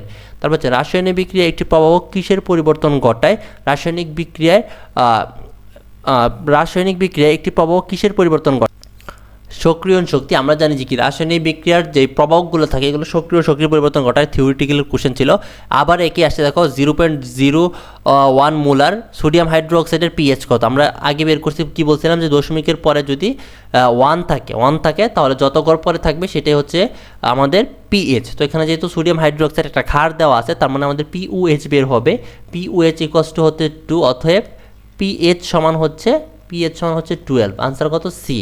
তারপরে নেক্সটে চলে যাই, কোনটি এ থেকে বি এ বিক্রিয়ার হার নির্দেশ করে? এ থেকে বিতে বিক্রিয়ার হার নির্দেশ করে, এ থেকে বি এ বিক্রিয়ার হার, তাহলে আমাদের এর জন্য কি হবে মাইনাসের DA/DT আমরা বিক্রিয়ার হারের সমীকরণ লিখতে শিখছিলাম, ইকুয়ালস টু কী হবে DB/DT, কি হবে DT, এটা হচ্ছে আমাদের কি ফর্মুলা। তো এখান থেকে যেটা আছে DA/DT এটা আছে, DT/DA এটা, তো DB বাই মাইনাস আছে হবে না, মাইনাস না কারণ কি আমরা কি জানি যে উৎপাদ হয় উৎপাদে কি হয় প্লাস চিহ্ন হয়, তারপর এটা মাইনাসের DA/DT এটা হচ্ছে আমাদের আনসার, মাইনাসের DT/DA হবে না, মাইনাসের DT/DB এটাও হবে না, আনসার কি বি।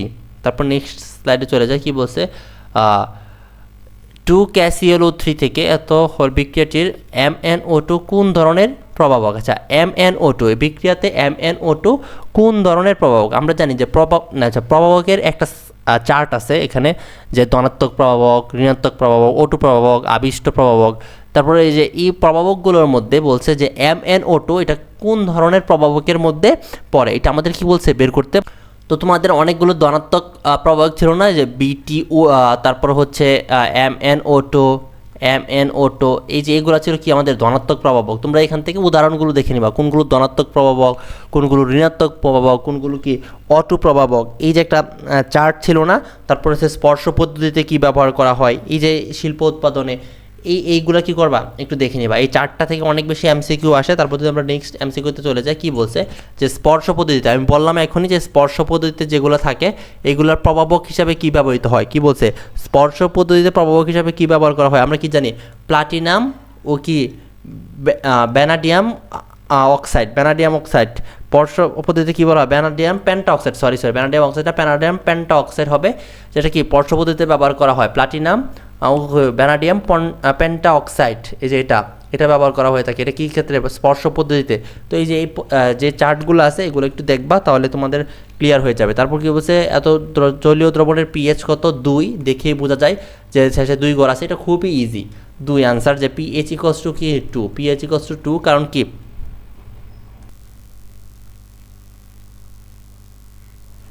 তারপর কি বলছে 0.01 মোলার ঘনমাত্রার জলীয় হাইড্রোক্লোরিক অ্যাসিড দ্রবণের পিএইচ কত। আচ্ছা বলছে হাইড্রোক্লোরিক, এটা কি আমাদের একটা অ্যাসিড, এটা কি আমাদের অ্যাসিড। তো অ্যাসিডের ক্ষেত্রে কি আসবে, পিএইচ আসবে।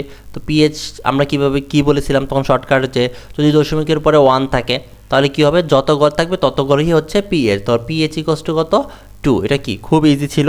তারপর নেক্সটে চলে যায়, তাপহারী বিক্রিয়ার সাম্যাবস্থায় তাপ প্রয়োগে কোনটি ঘটে। আচ্ছা তাপহারী বিক্রিয়ায় ড্যালেজের মান কি, তাপহারী বিক্রিয়ায় ড্যালেজের মান হচ্ছে পজিটিভ, আর তাপ উৎপাদী বিক্রিয়ায় ড্যালেজের মান হচ্ছে কি নেগেটিভ। তাপহারী বিক্রিয়া, এটা হচ্ছে তাপহারী বিক্রিয়া, আর এটা হচ্ছে তাপহারী বিক্রিয়া, আর আরেকটা হচ্ছে কি তাপ উৎপাদী বিক্রিয়া, তাপ উৎপাদী বিক্রিয়ার ক্ষেত্রে। তো আমরা কি জানি, তাপহারী বিক্রিয়া ড্যালেজের মান হচ্ছে পজিটিভ, তাপ উৎপাদী বিক্রিয়া হচ্ছে ড্যালেজের মান কি নেগেটিভ। তো আমাদের কি বলছে, তাপ প্রয়োগে, সবসময় খেয়াল রাখবা, যদি তুমি তাপ দাও, তাপ প্রয়োগ মানে হচ্ছে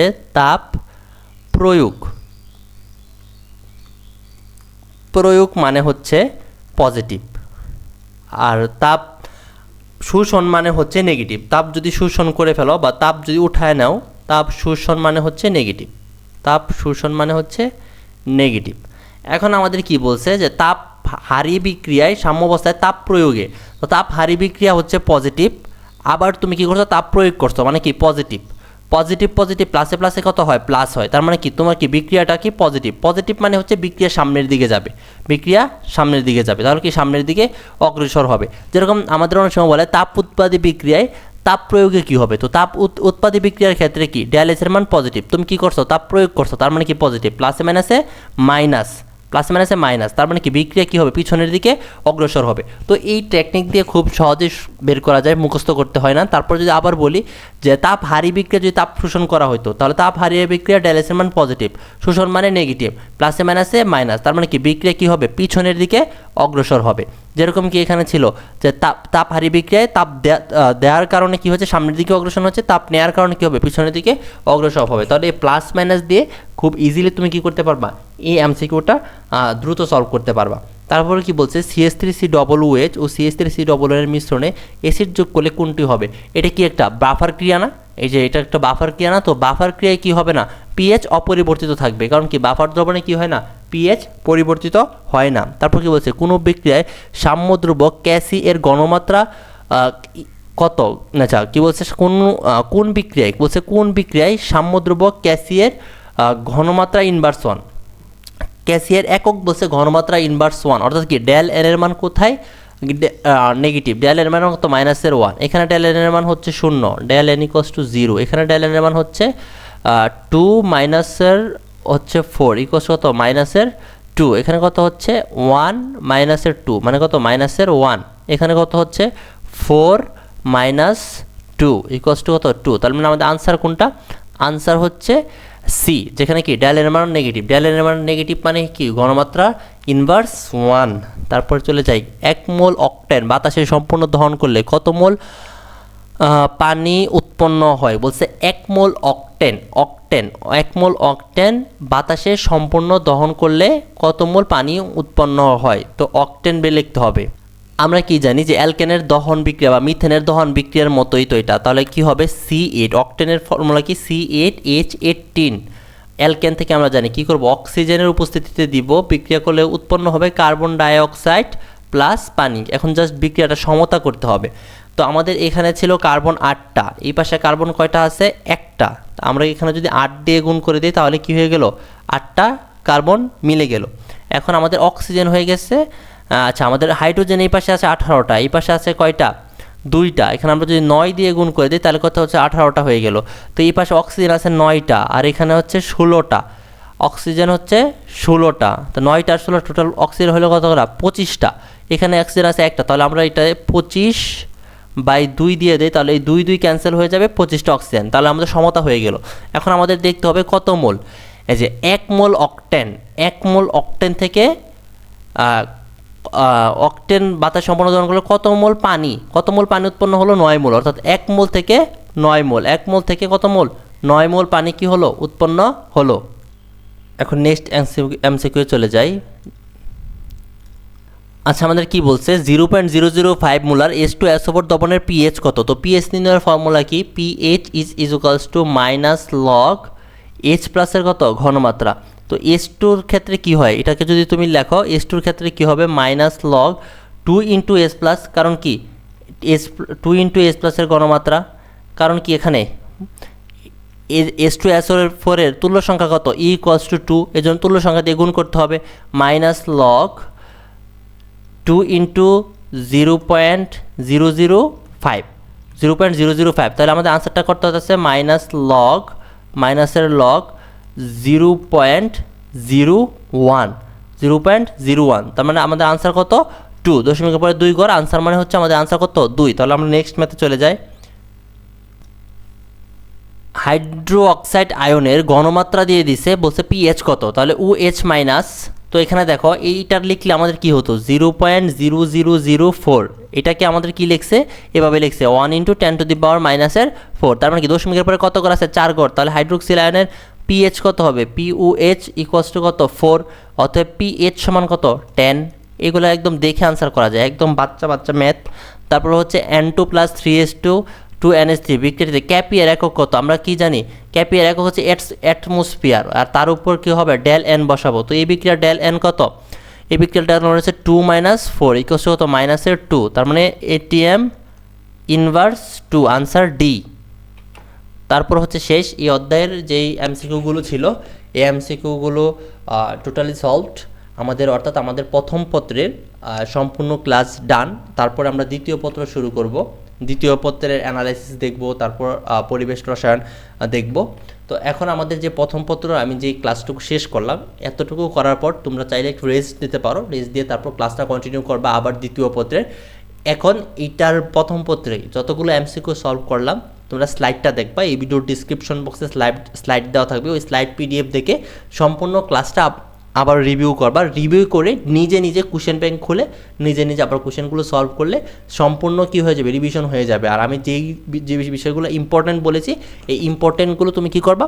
অবশ্যই পড়ে ফেলবা। তো আমরা এখন সেকেন্ড পেপার এক ক্লাসে দিব না, এটা আমাদের পার্ট 1 হিসাবে থাকুক। এটা হচ্ছে আমাদের পার্ট 1 আর পার্ট 2, অর্থাৎ এই ক্লাসটি করে পার্ট 2 আপলোড হয়ে যাবে। এই ক্লাসটি করতে করতে আগামীকাল বা আজকে রাতের মধ্যে আপলোড দিয়ে দিব, আমি আজকে যখন রেকর্ড করছি। তো পার্ট 2 যখন আপলোড হয়ে যাবে তখন পার্ট 2তে রসায়ন দ্বিতীয় পত্র থাকবে, তখন তোমরা পার্ট 2টা করে নিবে। তো ধন্যবাদ যারা সম্পূর্ণ ক্লাসটা দেখেছো।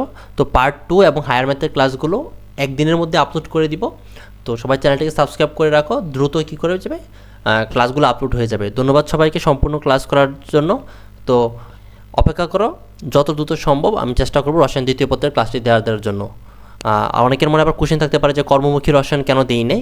আমি এটার আগেই ক্লাসের আগেই অ্যানালিসিস বলেছি যে কর্মমুখী রসায়ন থেকে কোনো কোশ্চেন আসে নাই, এই জন্য আমি জাস্ট ইম্পর্টেন্টগুলো দেখাইলাম। জাস্ট এগুলো যদি পড়তে পারো তাহলেই তোমার সম্পূর্ণ সিলেবাসটা কভার হয়ে যাবে। তো ধন্যবাদ সবাইকে সম্পূর্ণ ক্লাস করার জন্য। তো ক্লাসটি ভালো লাগলে অবশ্যই কমেন্টে তোমার ফিডব্যাক জানাবে এবং চ্যানেলটিকে সাবস্ক্রাইব করবে এবং ভিডিওতে একটি লাইক করে দিবে। Thank you. আসসালামু আলাইকুম।